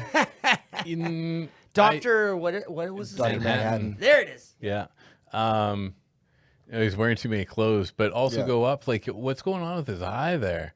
Like, he's got. Oh, I didn't he's, even notice like, that. Jesus, man. Like, That is a doing doctored his picture. best Forrest Whitaker impression. Whoa, man, look at that eye. That is a doctored picture for Dr. Manhattan for sure. That is photoshopped. Absolutely. I can see that from a mile away. Oh, totally. That's yeah. I that's like really the crazy. weed in the foreground, though. So good. Giant. Yeah. Let's see what it says here a little bit about this, though. Fire it up, Bo. Yesterday's weird Amazon marijuana news sent the cannabis world into a flurry of conflicted feelings. Conflicted feelings. That's better. In case you missed it, the worldwide delivery giant announced its support for the national legalization via the MORE Act and said the company would stop drug testing some employees for cannabis use. Nice. That's cool. Nice. You're working at Amazon like 23 hours a fucking day. You should be allowed to smoke a little weed here and there, I think. Mm-hmm. Amazon's support for cannabis legalization is a big deal. The company employs nearly 1.3 million people worldwide. That's crazy. That is. And this announcement knocks the legs out of the prohibitionist fable that people who enjoy weed on their own time can't be healthy, happy, and productive workers. Prohibitionist. Isn't that what I said? Yeah. Close. You were close. Okay. Got a real frog in my throat now. But it also raises the specter of Amazon post-legalization. But it also raises the specter of Amazon post-legalization, eating the cannabis industry's lunch. I don't understand that. Lunch. Eating their lunch. I'm gonna move on. Yeah. That's got a it. very, Wait, I was We gonna- got I was it. gonna- very I was gonna- strangely I was gonna finish. written. I was gonna finish the last of it though. It's just I didn't like that sentence, but yeah, we'll just forget that one even exists. So wait, scroll up. Perfect. Nope, a little higher. There you go. The idea of Amazon Prime drones dropping weed on America's front porches doesn't just scare old-time prohibitionists. Yeah, you got it. It sends shivers through cannabis retailers too. It shouldn't. I'll tell you why in a minute. Okay, cool. So there's gonna be more on this. There's then. more on this. Yeah. Yeah, I just feel like, man, like how many things does Amazon need to have their hands in? Well, they weed deliveries are going to be a thing. They are in the delivery business. But we like That's we a get serious weed thing. delivered though. I don't know. Yeah, but Amazon wants to monopolize that. Of course they do. Yeah. And they want to send weed to space now, apparently. I don't It's a know. good thing. Everyone's gonna like jumping on the weed train. It's not necessarily a bad thing. It's going to actually do a number of things for the industry. And The happiest thing, like the best part about that for me was reading that they're gonna stop drug testing for pot. That's yeah, awesome. for their employees. That's yeah, awesome. yeah. Yeah, it's anybody drug testing for pot is silly, It is. especially since it sticks around in your body for so long. Like 6 longer months, than right? longer than any other substance. I've heard like 28 days. Oh, okay. I thought it was 6 months. But still, I think it's longer than like any other substance, really, Oh, definitely. by quite a wide margin as far as I know. I could be wrong on that. Like, is it longer than steroids, you think? But that I don't know. Yeah, I don't know either. I've never done steroids. If you can't tell by my fucking noodly body over here, my You, giant limp noodle of a body. Given any thought to the challenge there? I have. I think I'm down. Yeah. Yeah, man. What's this challenge? Actually, I am down. The body morphing challenge. He wants to Okay. lose a little bit of weight, and I've been talking about like putting on muscle and getting into shape. Oh, yes, of course. Now I recall that. Yeah. So we're gonna do like the who looks better naked challenge. I love it. I'm down. And, I'm down. and who could make the biggest difference Yeah, from the pre-shot to the post-shot? we're both gonna be winners. We're both gonna feel good about ourselves if we follow through with it. Are you Let's- guys- Let's do it. I'm down. Let's do okay. it. Perfect. Yeah. Are What, you I just don't know what we're playing for yet. So there's got to be a winner in the end. James will decide who looks better naked. That's how we'll do it. That was my fear. Are you guys gonna make me take your pictures of you guys naked? Ah! All right, I'll do You it. know what the- I'm not. I wasn't thinking like necessarily right no, but we'll have to. naked. No, like- no, we'll have to show off a little bit though. Speedos at least, please. Yeah, that's fine. That makes sense. Yeah, no, I'm not looking to take like any, graphic pictures here. I mean, I've always been one for accessories, so But yeah, we might as well throw a little skimpy bathing suit or something into the mix. but yeah, the body morphing challenge. Let's do it. Yeah. All Hey, right, I'll join all you right. guys on that. I'll You join you gotta- guys on that. Yeah. We'll talk terms off air. We'll figure it out. Yeah, we'll figure it out, and then we'll bring it to table. Yeah. Maybe we'll have a contract signing. Yeah, Like sounds like good. the WWE would always do Nice. those contract signings. Okay. Yeah. Cool. On a cocktail party. Yeah, we got some fun with this one actually. Yeah. Yeah. Well, we've got lots of time to plan it, so Yep. yeah, Yep. that's perfect. We'll All make right. something happen though. Yeah. Okay. So this is really cool news though, man. Amazon's getting in touch with the weed biz. Yeah, I dig it. It's really making me think that the U.S. is going to just fully legalize it, and then each country, Canada and the United States, are both going to look at their exporting options as being fruitful, and all of a sudden, like their weed, our weed, fucking shipping it all around. Like, yeah, I've heard some people say that the seed market is going to change so drastically. Oh, really? When American seeds and growers from down there can send their stuff up here and vice versa. Ooh, Interesting, Monsanto man. style. You're talking about seeding for marijuana plants, like Yeah, specific seeds strains and shit. yeah. That's like the Monsanto kind of shit. Geno. Well, no, I don't think it is. Well, I hope they don't do what Monsanto did. Anyways, we can move on from that because I can go on for about 2 days about that. Well, Shit. no, there would be what it would do would be to open up trade between American seed banks that have been providing their medicinal and now recreational market legally with good endorsement behind award-winning growers that use those seeds over and over, and it's a sure thing. And the Canadian seeds, now they'll have developed strains down there that we don't have up here, and so being able to open that trade is just going to be super beneficial for growers. Totally. It's not the weed market at this point in time, especially with seeds and shit like that.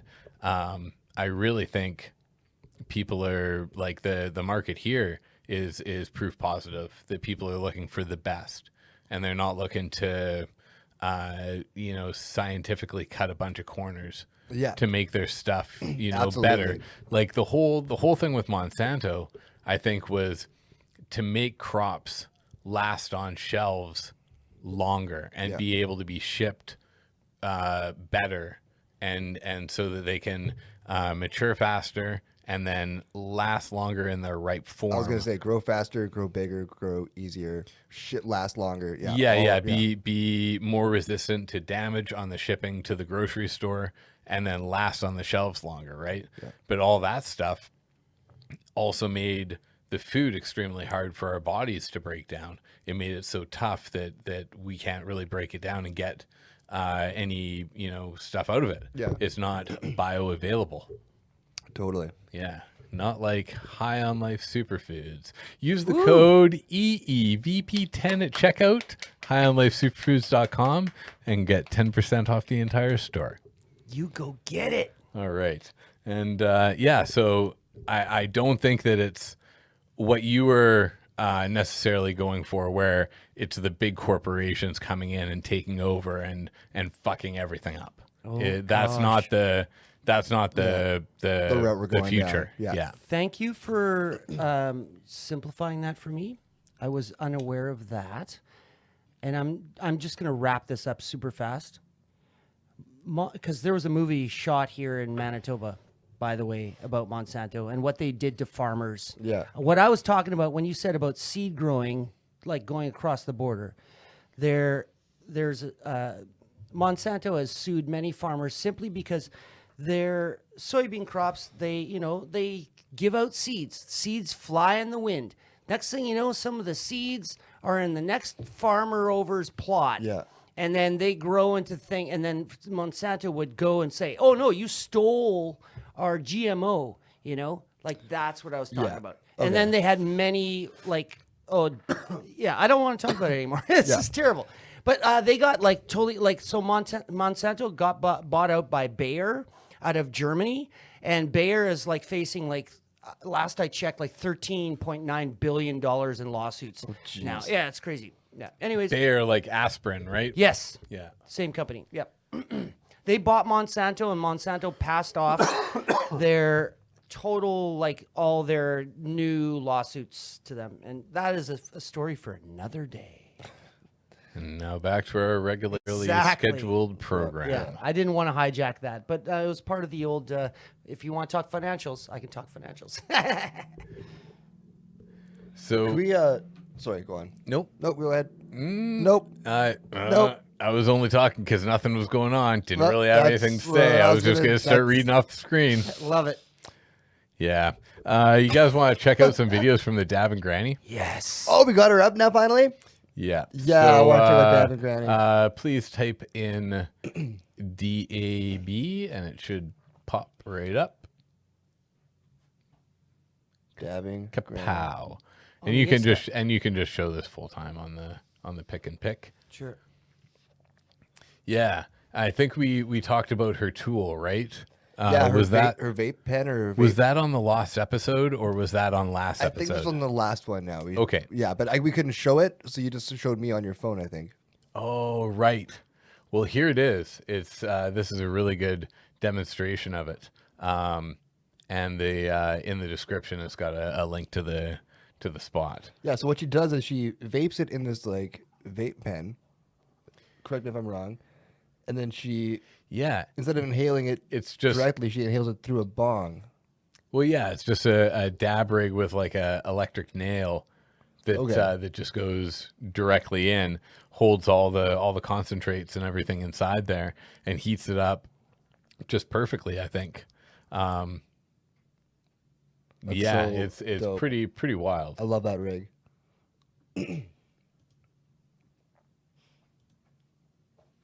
Yeah, trying to get the sound to go. No, it's just on the. Yeah, it's muted on the screen here too. Do you Yeah. want it in your headphones though? Yes, please. And can you hit this on your thing to turn that off, or just The little mute in the corner of the Oh. video. yeah, okay, we'll carry on. Yeah. What else you got here? Look at that dragon. What is that? Is that like a pipe? Or is that a piece? Oh. It's so crazy. Sorry, Jeff. You go for it. Yeah, that's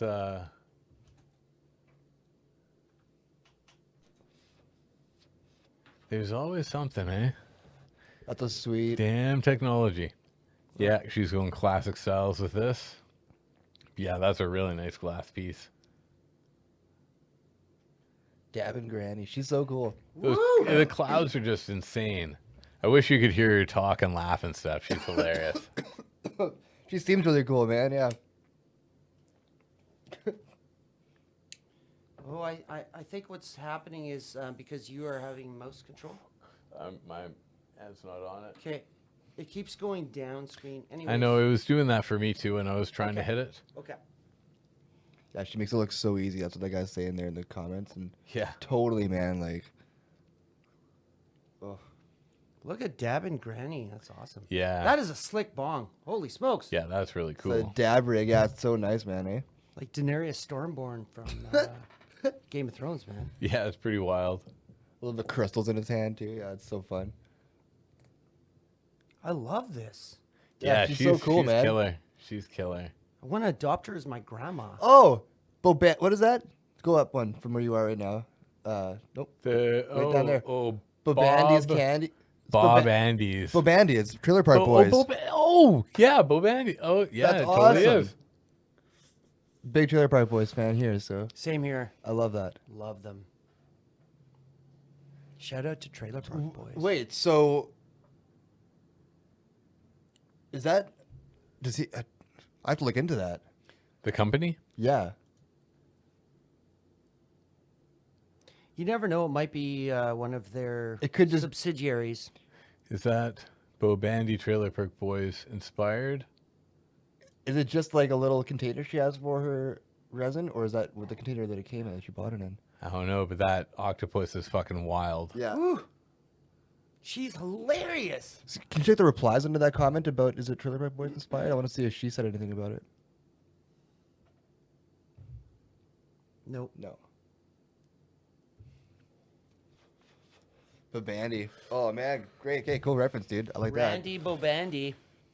That's what Bobandy's candies. that. Yeah, I'm looking into that. Can we look at that huge box she's got in the next one too? Holy smokes! What?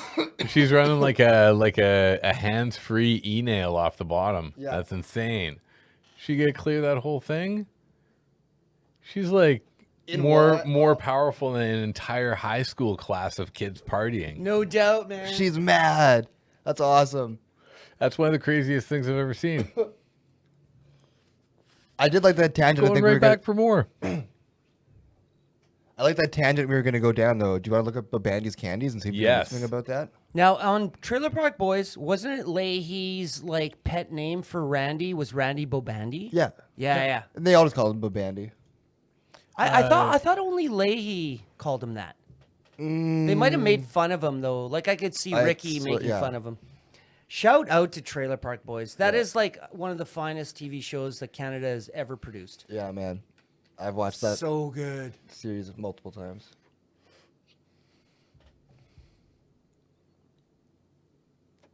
I'd love to sit down with those guys at some point too. Oh man, you know what? One some- day some they weed. will be with us on this podcast. Mark my words. One day.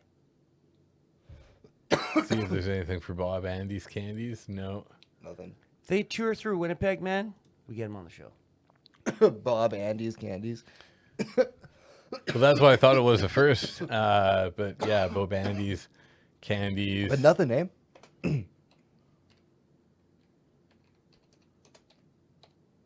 Typing, the sound of typing.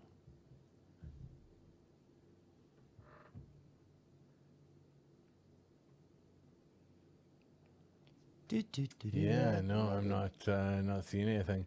I guess maybe it was just Yeah, well, I know. a container she had or something. Yeah, I know people like that. I don't have a dab rig. I don't do shatter myself. I'm not opposed to it at all. I love it actually. I've done it a couple times, but I just don't do it. But I know my brother, he had a rig. He had like a little, like, silicone container.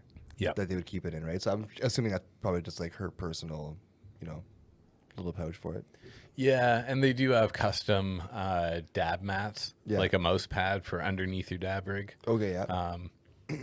And with different designs and different kind of things. And yeah, I could see Bobandy's candies definitely. Yeah, they're being, probably just selling it at her like her local like head shop or something, right? Yeah. Just picked it, yeah. It's pretty cool though. I like it and I want one. She could have just had it printed from a local sign Yeah, someone could store. have printed it up for her too, man. Yeah. just as a sticker. Yeah. Yeah. Well, hey, man, she's a Trailer Park Boys fan, so that's cool. So we're this is gonna be our last one, eh? After this, That's right. cool. Yowza. We're making pretty good time here. Yeah, you guys are doing pretty good today. Oh man, It's an easy smoke. It's a really easy smoke. it is a really easy smoke. I've had a couple moments where I've been coughing pretty good, but The smoking is the easiest part of all. I've been having some difficulties with some other aspects of the high. Oh, yeah? And well, just with Oh. like putting shit together and all that kind of stuff. totally, yeah. Yeah. It's made me laugh the most out of every single one being hotboxed that we've ever had. It's made me Okay. laugh Yeah. the most. Yeah. I don't know if you Yeah. guys noticed, but like I'm laughing like crazy. I mean, you guys are funnier and funnier every week, anyways. But You seem more put together this time than last time. Last trying time my was best, last man. time was my favorite James. I think I rated Yeah, it yeah. my favorite James episode too. Yep. But still really focused though too. We talked about that. I think we were way more blown away with the focus the first time we did this episode, and we had to scrap it. We talked about it all episode long, but there's still definitely an element of like, I'm now 3 joints in, going into the last bit of the 8th here, and like, I'm still pretty clear. I definitely am tripping over words. I'm definitely blasted, but yeah, not totally gone, right? I'm still right here with you in the room, The keeping it together, keeping it real. Definitely keeping it together. Definitely keeping it real. The temperatures dropped enough for me to be comfortable. It's so nice in here now. Yeah, you're not sweating as much. I'm not sweating at all. That was ridiculous earlier. Yeah, it was hot. Just silly. Oh man, yeah, your chest was just glistening when I walked in here. His tattoo was glistening. Oh man. I thought you like poured water on yourself. Yeah. Yeah, earlier I was doing impressions of Triple H with my shirt off. I got the pen in my hand again. Yeah. Put that down. All right, so here we are. Genotypes versus phenotypes. Mm-hmm. Let's to focus. let's get into this while we still have some time left in this podcast because I Genotypes versus phenotypes. The genetic diversity of cannabis. Every cannabis plant is unique, different, even from other plants belonging to the same strain. What explains this diversity? We have to dig into the concepts of genotype and phenotype to find our way through this fascinating green jungle. Woo. cool. Why are all plants different then? Let's read about this. Go for it, Bo. Do you want to take it away? You're going to start. Yeah, I just read. You can go ahead. Okay. From genotype to phenotype, a story of genetic diversity. A living organism's genotype is its genetic code. It defines a spectrum of genes in a DNA sequence, accounting for such characteristics as blue or green eyes in humans, or size, leaf color, and terpene profiles in cannabis plants. Okay, wait. Stop there for a second, James. Yeah, don't scroll. I just want to wrap my head around what I just read there. Yeah, man. So, genotype is a genetic code. Determines. So genotype determines the specifics of the plant, like its leaf structure, leaf size, Okay, cool. Mm-hmm. In humans, it would be hair color, eye color, Yeah, stuff like that. cool. Yeah. Yeah, I was trying to make sense of what I read. I'm just trying so hard to read this too because It is. I don't like the text. It in is this the web- worst. I don't like It is the worst. I don't like the text in this I website. wish I had an inversion button for the screen to make it into dark mode or something like Right. that. Yeah. That would It's be hard so to much easier. But yeah, I just want to wrap my head around that. I'll do now. It's awesome. Mm-hmm. But while these physical possibilities are contained within cannabis plants' genotype, the form they take depends as well on various external factors.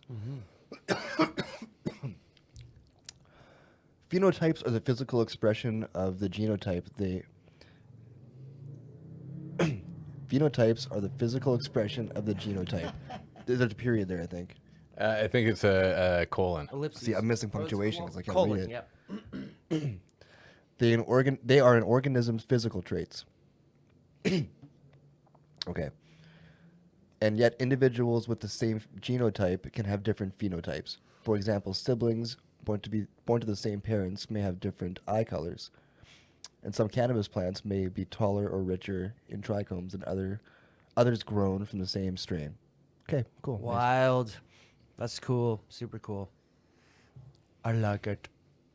It's good. So, okay, wait. So then what is the difference between the genotype and the phenotype exactly? It's So the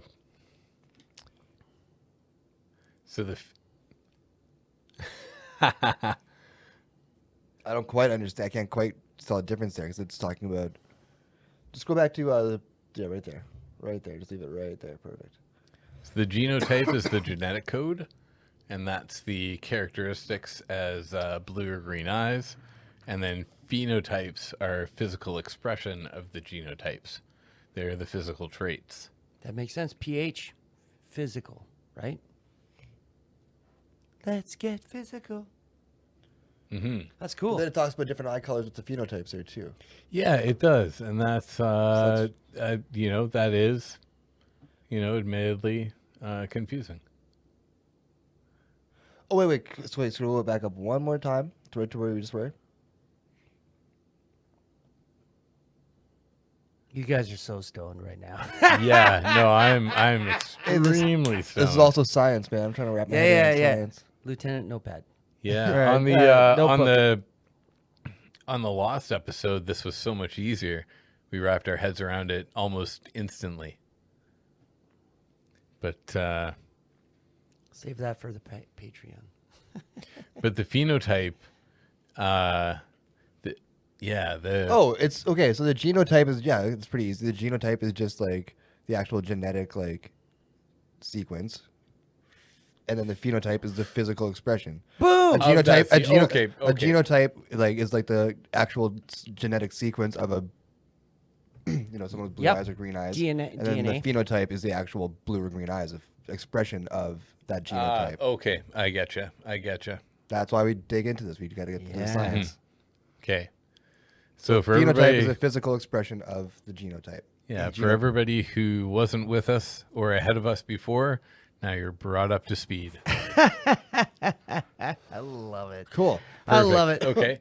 And the one thing that I was thinking was really neat was the genotype would be, I think, an indica plant or a sativa plant. And then the phenotype would be whether it made you excited and uplifted and creative like a sativa, Yeah. or couch locked and sedated like an indica. Well, I think a little bit of it And- too is. I think more of it is. Sorry, cut. Yeah. And I was going to say and because they say here that environment, different things like the hang, the cure, the trim, Yeah. all those kind of things can enhance certain qualities, certain phenotypes from the genotype. And that's what gives you a weed like this, which is on paper a total indica, but has way more sativa-like qualities. It feels so sativa leaning. Yeah. Mm-hmm. Cool, man. I love doing science, the hard math on this show. Yes. Got my notepad, and my pen. Lieutenant Notepad, right? Deputy notepad. No. You're deputy notepad or notebook. Notebook. Yes. That's what it is. Deputy notebook because you're detective notepad. losing track right? of my characters already. Jeff? I'm That just is- trying to that is catch correct. this. Yes. is correct. Okay. So there's a little bit more on here too about this stuff too. Brand new nicknames, people. Yeah. Do you want to take this one of you guys? Yeah, James? A cannabis phenotype results from the interaction between its genotype, the environment in which it grows, and how it is cultivated. Okay. Elements such as temperature, humidity, nutrients, light, and cultivation techniques all influence the physical expression of the plant.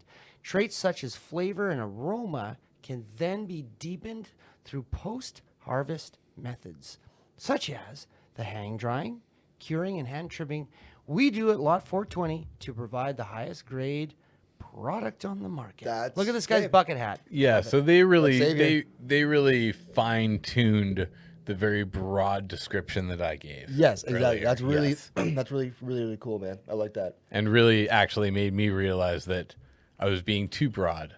Yeah. But yeah, I think we all kind of understand this. That dials it in I think nicely. I think we all understand this as well as we need to. Yeah, for right now, I think I'm really starting to understand how awesome your shirt is right over there. My derby shirt, yeah, thank you. Guess what's happening? I'm getting hot box, people. Totally. I was gonna say it would be interesting to talk to someone from Lot420 here too, actually. Yeah. And talk to them and really like get to them to like explain the genotype phenotype thing. That'd be so cool. Because I think I'm really wrapping my head around that quite nicely. But it'd be nice to just talk to like a real expert still, ask questions. Yeah, and anybody at home can go and check this out themselves on the Lot420 Yeah, site. this is all on their website. Really cool. And their website is completely bilingual. It seems to be the theme of this show. Nice. Shout out to Atomic Flower Cannabis. That is very cool. Yeah. Yeah, Francais. Yeah. You got Francais. Bilingual shop here in the city. On St. Mary's, 1 block north of Fermor. Apropos. Apropos. Yeah. Great job, man. Cool stuff. Yeah. I'd love to learn more. I'd love to talk to these guys and learn more about that. But really cool stuff, dude. Mm-hmm. Really cool stuff. Yeah. Wicked sauce.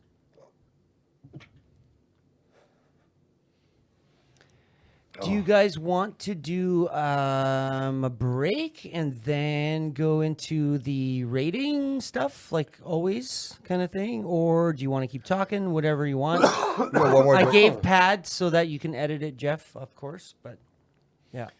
We've only got one little joint left each. Yeah, I left a little small one Oh for the end snap! here. I'm So, sorry. I thought you guys were almost done. Sorry. No. Let's. You want to do a little bit of pre-last joint Blade J, or do you want to maybe talk a little music?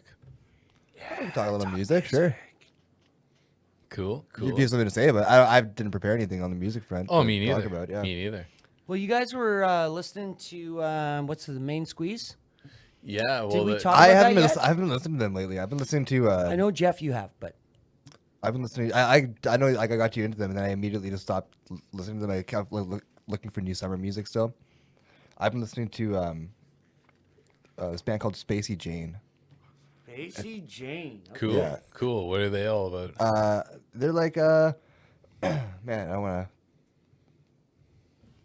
to offend them. I don't want to get it wrong, but like they're like, I don't know, I'd say like kind of psychedelic, classic, like I don't know.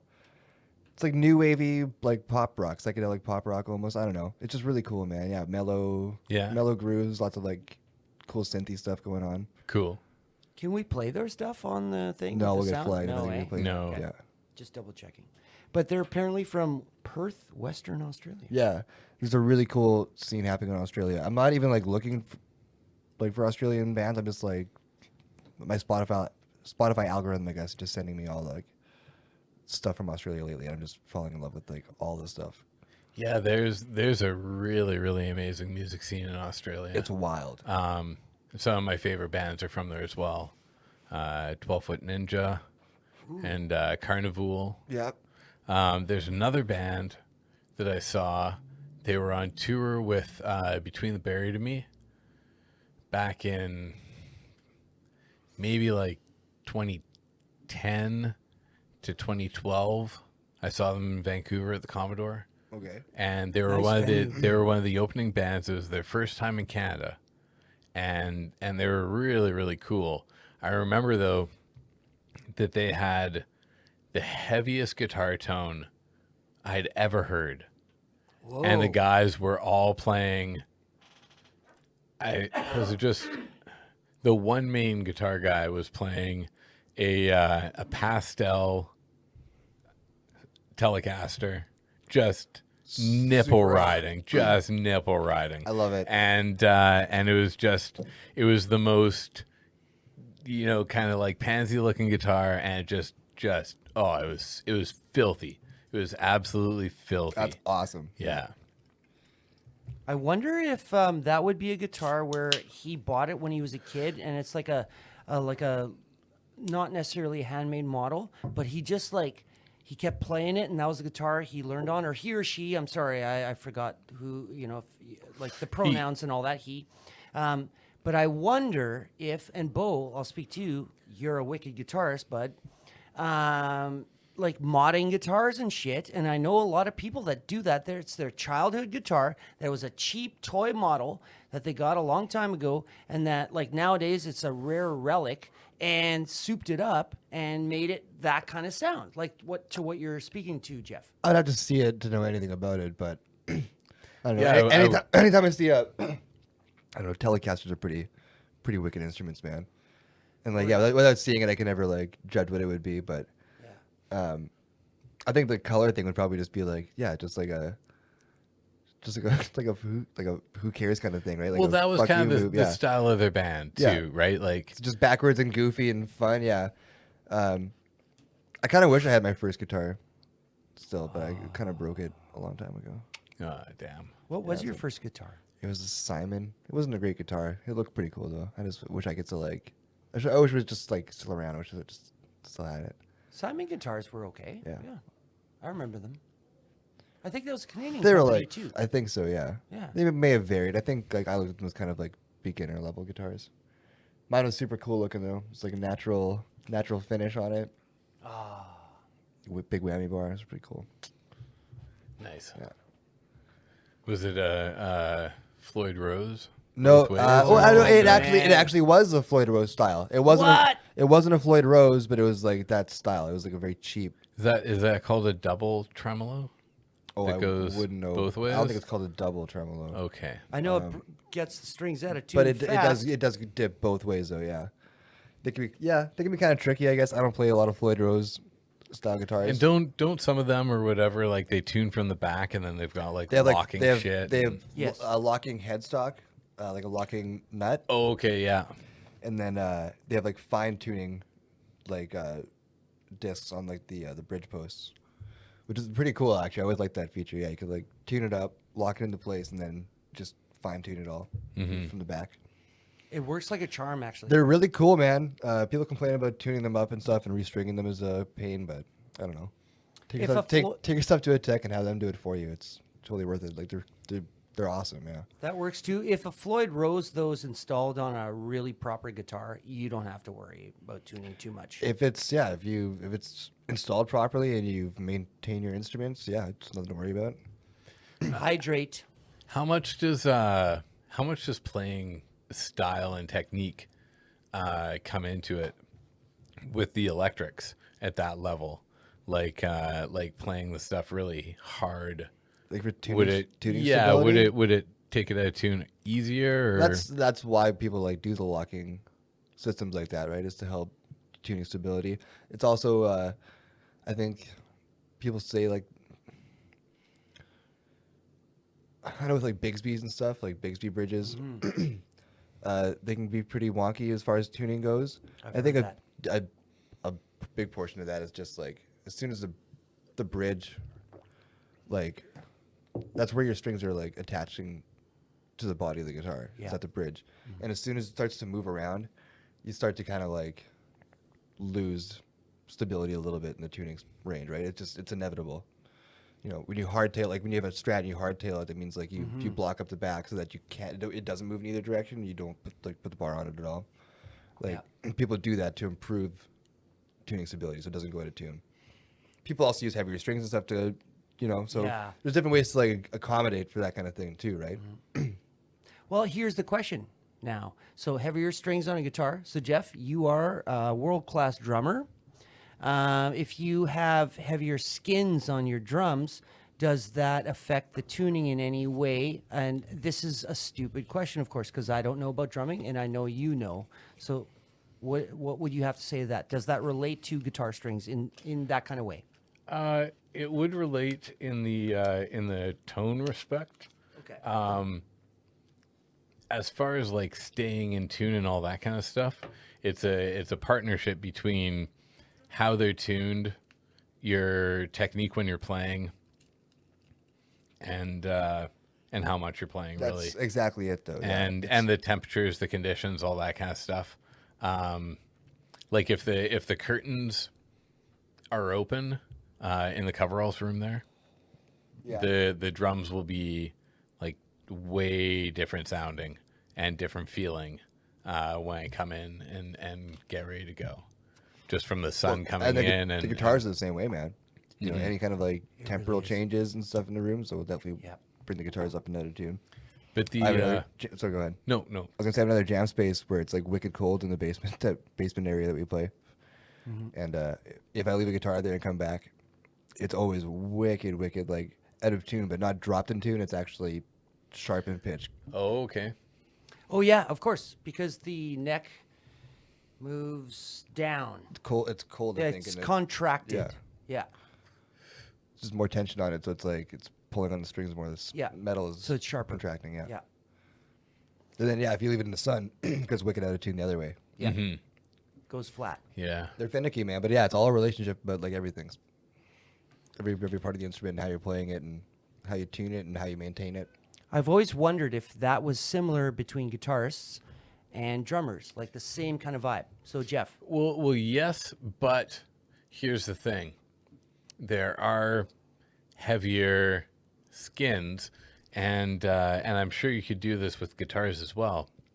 But you can definitely set something up to just take crazy amounts of abuse for a really long time and not really change from what it's doing. Okay. but you're gonna be really, really limited on what tonal setup you can get. Okay. The sounds that you're getting from the drums is going to be the only thing pretty much that you don't get to decide if you're choosing to decide all the other factors, which is, you know, making the skins last a really long time, making the drums really responsive and easy to play, and making everything really robust and being able to stay in tune, because it's all like really cranked down. And then you're setting it up so that you're not hitting on the rim, Yeah. you know, or anything like that. And yeah, it's there's a whole art to it for sure. Well, when you say, I'm sorry to interject here, but like when you say hitting on the rim, if it's temperature changes, like can you expand upon that? The hitting on the rim is Hitting on the nothing. rim. Yeah, is is nothing to do with the temperature changes. Hitting on the rim is literally when you hit the rim, it moves it down, and the lugs have an opportunity to back off a little bit. Oh, so like as you're So- playing, you can tune it as you're playing in a way? Or? No, well, you could, but just from playing it really hard, it will detune Okay. the drum over time if you're doing a lot of rim shots. Yeah. Yeah. Speaking, I would imagine, especially in terms of the snare drum, right? That's probably going to make the most effect. All the drums, if Okay. you've got them set up where you're hitting like really comfortable, and then you can just whack rim shots where you're hitting rim shots a lot when you're hitting power shots. Okay. All those drums over the course of maybe 2 hours, unless you've got them tuned really tight and you've got like locks on the lugs, or you've got really good triple cast hoops, then, you know, that stuff will stay in place, and you can play, and they'll stay in tune. But still, if you're hitting the rim, like it always detunes that one lug right by where you're hitting, and all the drums will do it. The snare drum will do it, and they get to the point if you don't get on it and tune them back up, Oh, they'll be like loose, like rattly. Yeah. really? Yeah. I can buy that. Yeah. But it's only one lug out of the entire drum, so Okay. it's That's interesting. almost difficult unless you're really keyed into the tone and the note of the drums. It's hard to pick up on it because the way it always is loosening off. It's slightly lowering the tone over time, but it's also drying it out and making the sustain shorter. It's not adding a ring. It's not adding anything that you would hear. It's just taking things away over time. And then eventually when you're like, oh shit, you know, you tune it back up, you catch it. Then all of a sudden you're like, oh, fucking bing, bing, like with the rack toms, like it's pretty wild. I'll I have tell a- you. Sorry, go on. I have a question, just another question. I'm very fascinated here. In terms of fasteners, as a segue, when you talk about lugs, like, do drummers ever put like lock washers on their lugs? Like, do you understand what I'm saying? No, I don't think. No, lock washers isn't what you want. Okay. Yeah, it's gotta be easily removed so you can. How to drumming right But they here. do have like things called tune safe lugs. Check it out. Let's do it, man. I just want to be a drummer so I can say things like whack rim shots. I loved every time you said hitting on the rim.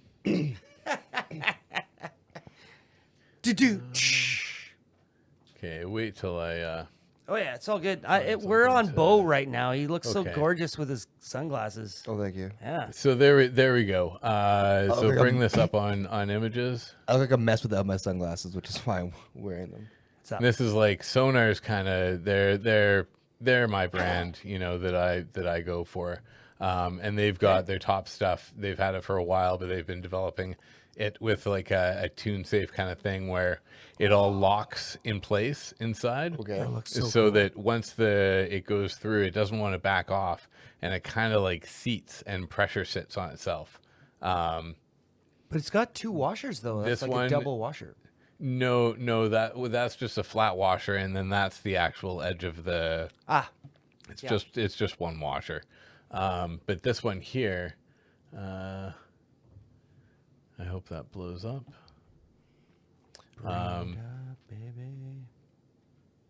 Oh, okay, that's a ProLite kit. That's pretty nice. And Ooh, nice about kit. I guess they're talking about the lugs somewhere in there. And sonars are good with that stuff, but the tune safe, I'm really fucking losing it here. So what is it? Yeah, so what- It's oh, there we go. So see that collar inside there? Yeah. It's got this piece which is sitting inside this lug. So that kind of gives it some freedom in there to not like get bounced off by the resonance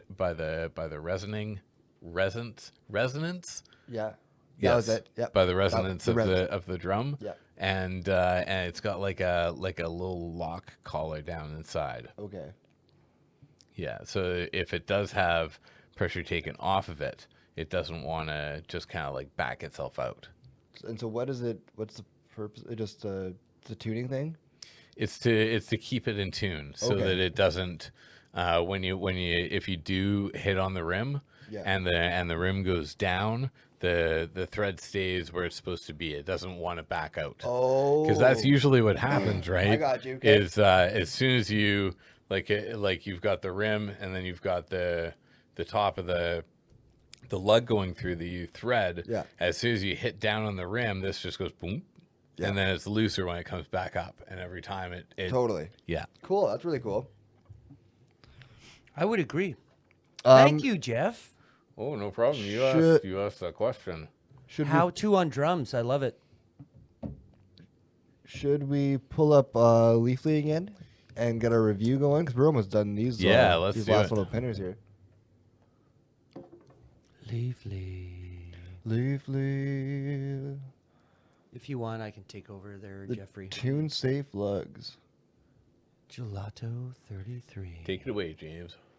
Ooh, writing a review. Let's write a review. We should read some of these reviews too, just real quick. Amazing smoke as a 24/7 smoker. This is for the OG smokers out there that this takes you back home back when getting high was fun. This review apparently was helpful. Perfect. I love it. So that's a helpful review. From my personal notes and not for reprint, genetics. Oh man. H. Sunset Sherbert. And H. Thin Mint GSC. It's- Known throughout the industry as the Larry Bird cut of gelato. It's a seemingly 50-50 genetic cross between sativa and indica, which it is, by the way. That's super cool. With the best traits of both. Gelato number 33 is a balanced hybrid of compact, staying true to its cookie. I feel like he just copied what they said Yeah, on that's exactly what it is. He's like, all right, we'll just use a different word There's a that means smaller the review same that I- thing for every fifth word. Yeah. Let's. There's a smaller review that I liked. Sexy, fun, uplifting, carefree, talkative, slightly drowsy, creative. Yeah, 40 people found that helpful. I do find that helpful. Yeah, just definitely click that. Do That's it. helpful. Yeah, I think that's Oh great. yeah, there you go. Oh, so you can just click it and it'll just be you're another person. Oh, that's cool. Okay, I'm still learning, people. I love don't it. necessarily agree with the slightly drowsy part. I mean, after this much, maybe slightly drowsy, but I could see it being slightly drowsy if somebody wasn't like a person doing something. yeah. If we weren't interacting and all that. If a person wasn't a person doing something, yeah. Yeah. If a person was just a person doing nothing, Yeah. right? Then it Yeah. could be slightly drowsy. People can be people doing nothing. If you've got a drowsy life, this might be a drowsy weed. Yeah. Totally. I totally know what you're saying. Yeah. Yeah. That's great. That's just yeah.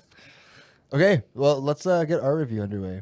Do it. Let's write it up. people. Sexy, uplifting. Is that a sexy weed? What do people mean by sexy weed? I don't quite get that. Yeah, I'm Maybe- trying to That's think. what he was feeling. He was feeling, or she was feeling sexy. Or are they talking just about like- the weed looks sexy? It is a sexy weed. It could be that. It could be that. Oh, I got these black hands from putting out that wick with my fingers. So in terms of star rating, what are we feeling? And also Blade J rating. I'm at a 5. My personal vote for this out of 4 stars. As I always say, there's no such thing as rounding up. You can't round up, so What do you think? gotta Bill? give it 5. You can't round down, you mean? Can't round down. Yeah, Yeah. I don't know what I'm saying right now. But no, I agree with you. You can't round down, so I'll also give it 5 stars. All right, we're going for 5. Yeah, this is a really good one. What do you think about this strain? Um, I can't wait. It's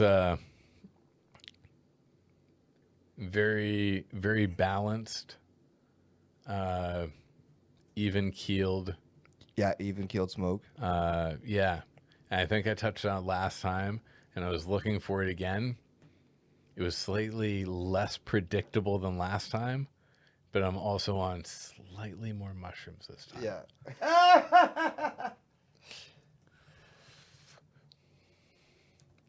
Haha.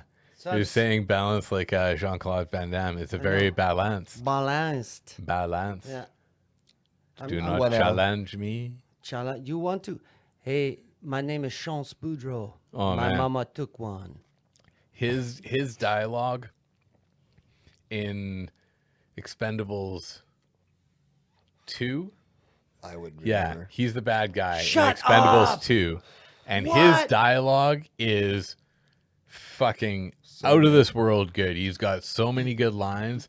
Really? And at one I gotta point, see this. he walks out from like in the shadows, and he's just wearing like a super short sleeve, like black skin tight t-shirt. Of course. And he's just going like this, and his arms are like fucking bags of oranges, just massive, Yeah. massive triceps. Oh, Yeah. And the dialogue is just fantastic. Yeah, he's got a good fight, good short little fight with Sylvester Stallone, and I Yeah. haven't watched those movies in a long time. Like bags of oranges. We're back at it. I'm like again. trying. I'm like, yeah, I'm going for it. I'm going for it. it's a PCA. The shift is not. I know, yeah, it's a keyboard issue. I know. It's been so fun to watch, though. I Yeah. love watching them. Yeah. The flavor profile smells like a PCA. Why not? You said PCA or PCH, whatever. I'm typing what you guys are saying. Wait, what did we say? What's a PCA? I have no idea. I'm typing what you're No saying. idea what this guy is talking about. I think you misunderstood something. yeah. Absolutely nothing. I'm being hotboxed here, people. Come on. Don't. Oh, something about when you said he was a PC guy. I think. PC guy. I There think, you I go. think we I'll missed something type there. that. No. Let's go back here. We're way off. I just wanted to like put a smile on you guys' faces. That's all. It did. As soon as I saw it's the dashes where the space is supposed to. It's so good. Or is it the shift button? That it was not That's- yeah. intentional. Oh, I know it wasn't. Actually, no. Keep talking. Yeah, it's an ass kicker for sure. Yeah. High kick 3 times every time. Kadoosh, kadoosh.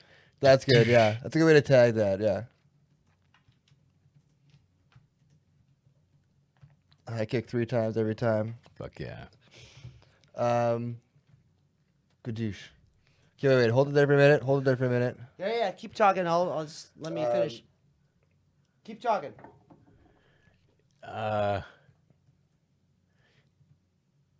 It burned so nicely. It did well at the stuck paper challenge, but it didn't kick the stuck paper challenge. That's its 2 in a row ass that or didn't anything do like it. that. It's 2 in a row that didn't do the stuck paper challenge properly. Both ones that stuck to themselves. Yeah, both ones. They made the weed log, Yeah. but they just weren't binding to the actual paper. Maybe you're the problem. You're welcome to try if you would like. But you do have to look for what factor is consistent. And Yeah. at this point I in mean, time, yeah. I mean, it's either me or the papers. And looking at this weed, I mean, like it should. The only it should things do that it. were both around, like, yeah.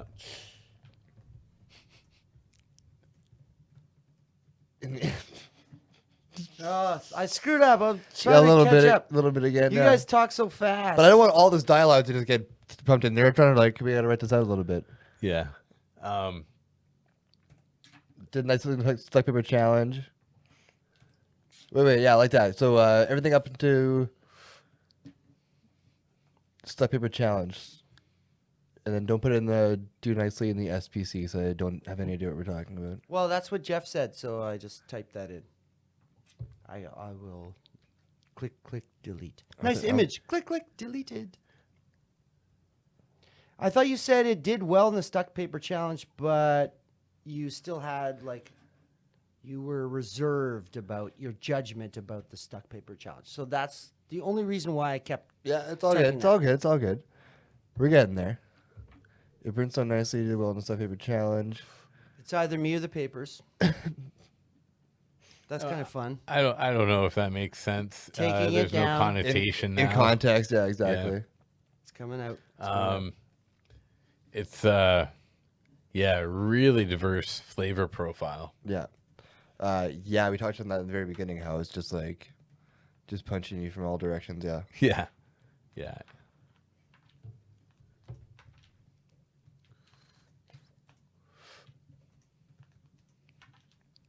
And yeah, the ash has been really nice off of it. It hasn't runned or hasn't Run? ran. What is happening? Oh, Oh, fucking mess. Jesus. Run, I love it though. And I'll run. I'll run so far away. Yeah.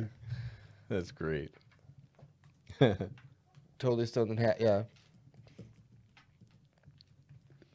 Yeah, I'm gonna run rollerball, totally. Fuck yeah. Is that okay? Yeah, that's I'm pretty happy great. with that, yeah. Yeah. All right. Yes. Okay. I'm going to show this to the audience. This is our review, peeps. Bing, bang, boom. Perfect. And it's on the Leafly website, everybody. Everybuds. Everybody. Everybody's. Yeah. Are we gonna go scroll down a little bit? Cause we still gotta fill out a couple more Of course. things, right? Of course. So form, flour, concentrate. What was it again? Flour, right? Flour, yeah. Yes. Click on flour. Definitely. Smoke. Yeah. Yep. Definitely the last three for me in the top row. Energetic, euphoric, and focused. Yep. I would say good call. Uplifted. Talkative. For sure. I would say a little giggly. Yep. And happy. Oh, man. I've been giggling all day. Well, This put me in a since I've good been mood. hotboxed. This put me in a good mood here today doing this with you guys. It's a lot of fun. I'm Pretty fucking relaxed, I gotta say. very relaxed. Nice. I should, yeah. Do you guys feel tingly? That's a nice term. Tingly? Can't say that I feel overly tingly. No. Do you not feel really. aroused? No. Can't say. Creative, though. We talked about creativity. What do you guys think? Creative? Yeah, I would say creative. What about dizzy, dry eyes, dry mouth, blah, blah, blah? No, nothing out of the ordinary. No? Okay. Anxious? No? Nope. Hungry? No. No paranoia going on? No. No. Sleepy may happen later. You can't rate that yet. All right, let's go. Potency, cannabinoid, blah, blah, blah. Flavors. We got Okay. orange, right? That was a big thing we talked Yeah. about. Where is that? There we I go. don't think. Is there an orange jacket? Did it feel like any diesel or anything? Yes. Yeah, some We got diesel. some smell of diesel. Yeah. Citrus. Just throw all the citrus in there. Oopsies. Whoa! What just happened? Not sure. Hey. You're back. Nice. Good work. Good recovery. Yeah. That was fantastic. Oh, I just hope. Where's what's what? Yes, at Yes. least we had. Sorry, I had to check if we had saved our stuff. Okay, Nice. Oh, I'm on it. I'm on it. cool. So, So diesel, orange, citrus. Mm-hmm. okay, yeah, citrus. I Yes, also- of course. I also. That's- Sorry. Chestnut. Chestnut, eh? You're feeling chestnut or what? Yeah. All Yeah, I'm right. feeling chestnut. Sure. It had a nutty flavor, I would say. I see just like sweet in the bottom right corner there. I like that because there was just like an overall sweetness to it. And also spicy herbal. Okay.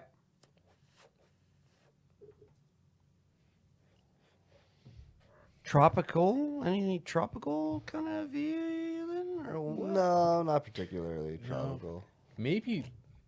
What about woody? I'm smelling woody a little bit. I would say woody. What do you think? I would Bo? say woody just because You I like like woody? the word. Yeah. Now, does that mean You have to if you check say aroused woody, you're above as aroused? well.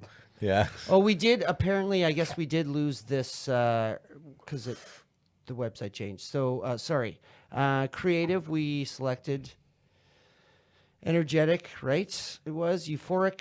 It was the last three. I remember that. Yep. Yeah. And then Talkative. Talkative. Relaxed. Yes. Relaxed. Giggly. Giggly, happy. Yeah. And uplifted, right? Yes. Yeah. Yeah. Perfect. But no aroused. But you guys pick Woody, though, so I don't know about that. Yeah. I couldn't resist. Vanilla, maybe? Man. You feeling vanilla? Again, it's such a complex, like, profile that this thing has. There's so much.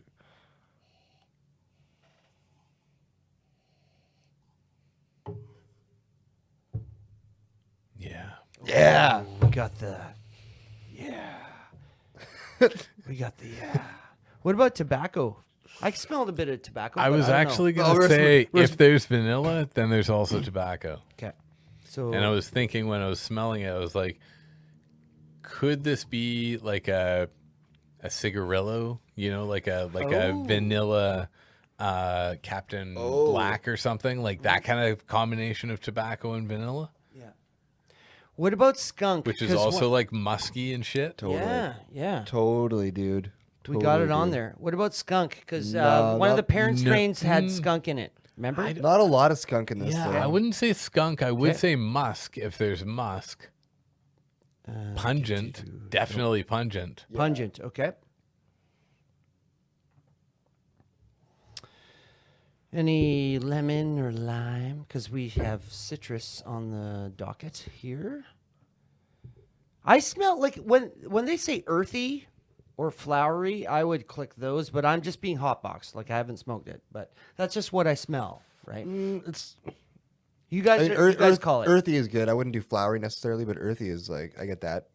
Do you Yeah, agree, I could Jeffrey? see. Yeah, earthy for sure. Okay, cool. Any honey or lavender? No, not particularly. No blueberries, apricots, or apples, or ammonia. Maybe some butter. Butter. Ooh. That reminds me, I gotta make an omelet when I get home later. Much later. I might also do eggs and cheese. What? Just the fork? a poor man's omelet, Yeah, man. an unfinished omelet. Why not? Just scrambled eggs with cheese melted over them.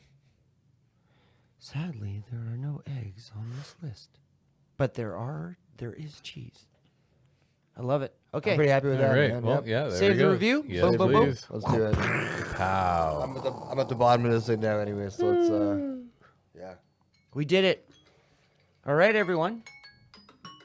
That's hilarious. Someone left their phone on. No, that was my alarm going off to give me my 20 minutes till the end of my window. Ooh, Your eating window. nice. Yeah. I like That's, it. that's the end or beginning of it.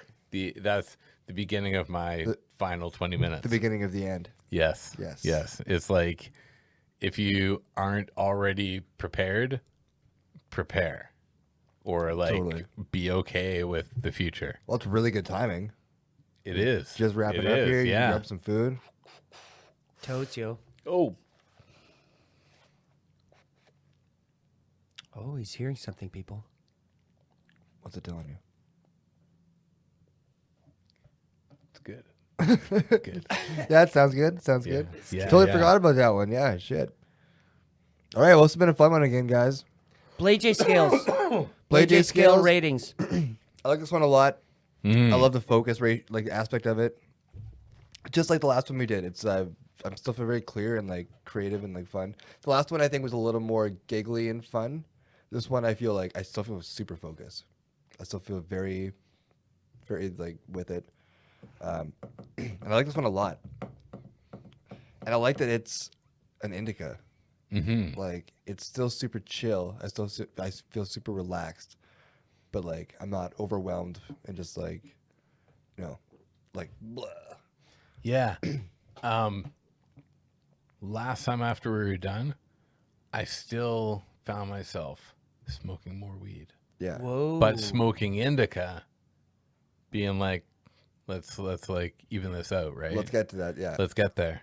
And I don't feel the same need is going to be there with this. Yeah, this is like an indica that I would smoke on a weekend or smoke, like after work or something, right? And it's like a really good. I see. I now like I think they even said that on their page or on the Leafly page, like a good after work thing. And like, Yeah. Yes. I love that. Not when you want to go to bed and like zonk out, but just really relax after doing something. I have a feeling that in 2 hours from now, it's going to be a completely different mind body feeling than what it is right now. Yeah. As far as that relation to maybe wanting to go to sleep. Totally. Yeah. Like I feel like it's going to be turning that corner fast. Oh, totally. Yeah. It's also Yeah. getting later here, so I mean, I'm gonna have to go to bed at some point. But yeah, I like it a lot. I like it a lot. I'm not gonna rate it as high as the last one. I'm gonna rate this a solid 9.1. Okay. Nice. That's a good rating. For all y'all with the Blade J scale meter out there, that's a good rating. It's yeah. I like this one. It's an interesting indica. Yeah. Jeffrey? I'm gonna be at a 9.2. Cool. So we're in the same ballpark then. Yep. It's really nice. The amount of scrap on it is just tiny. And sometimes when that happens, I just think, oh, maybe it got left in the joint, and then I'll see just a little bit where it's like, oh, that might have been a little tiny piece of stem or something in there, but not so with this. It was just really, really well constructed weed. Yeah. Yeah. Yeah. It was beautiful to look at. Yeah, sticky, really nice, really good, classic bud construction, great colors. Yeah. Yeah, it did well. Yeah, so 9.2 for me. Awesome. Nice. Yeah, it would be. It's. I think I'm gonna have to grab one and put it in the drum room and see how that goes Yeah. over time. They only have their one strain, you're saying, right? That's right. Yeah. Yeah. I'm gonna get some more of this for sure. This is great stuff. Nice. Yeah. Right on. Yep. Perfect. And James, where were you at for your Blade J rating? The Hotbox Blade J rating, eh? HBBR. You just coined it, bud. HBBJR. He's just going to. HBBJR. That's what it is. Yeah. Yeah, why not? That sounds like that'd be fun to experience. Put that into the search bar in Pornhub and see what comes up. Oh man. Oh, dangerous game. That's the most dangerous game. Our podcast comes up. Our podcast comes man. up. Okay, this box has been hotted. I will tell you that much. The box is hot. Yeah, it's really hot. In terms of experiencing what's going on while you guys are smoking, and to all the listeners and viewers out there, I continue episode after episode to watch these guys smoke an eighth each. This is the Eighth State podcast. I give this a 9. I give this a 9.5. Oh. 9.5. Yeah. And, but yeah. Solid rating from My focus is being lost, but my laughing ability has been growing like crazy. I love it. 9.5, a high rating. Yeah. Awesome. Yeah, that's great. High ones all around. That's great. Right on. Yeah, so shout out Lot420, Nice. Gelato 33. It's been a lot of fun. It's Yeah. been 2 podcasts this week. Let's take a couple days off and we'll come back and do it. Yeah. Sounds Do good. it again next Sounds week. good. All right, see you later, everybody. The Eighth Estate, Domo That was a really good one. Arigato. They smoked some gelato.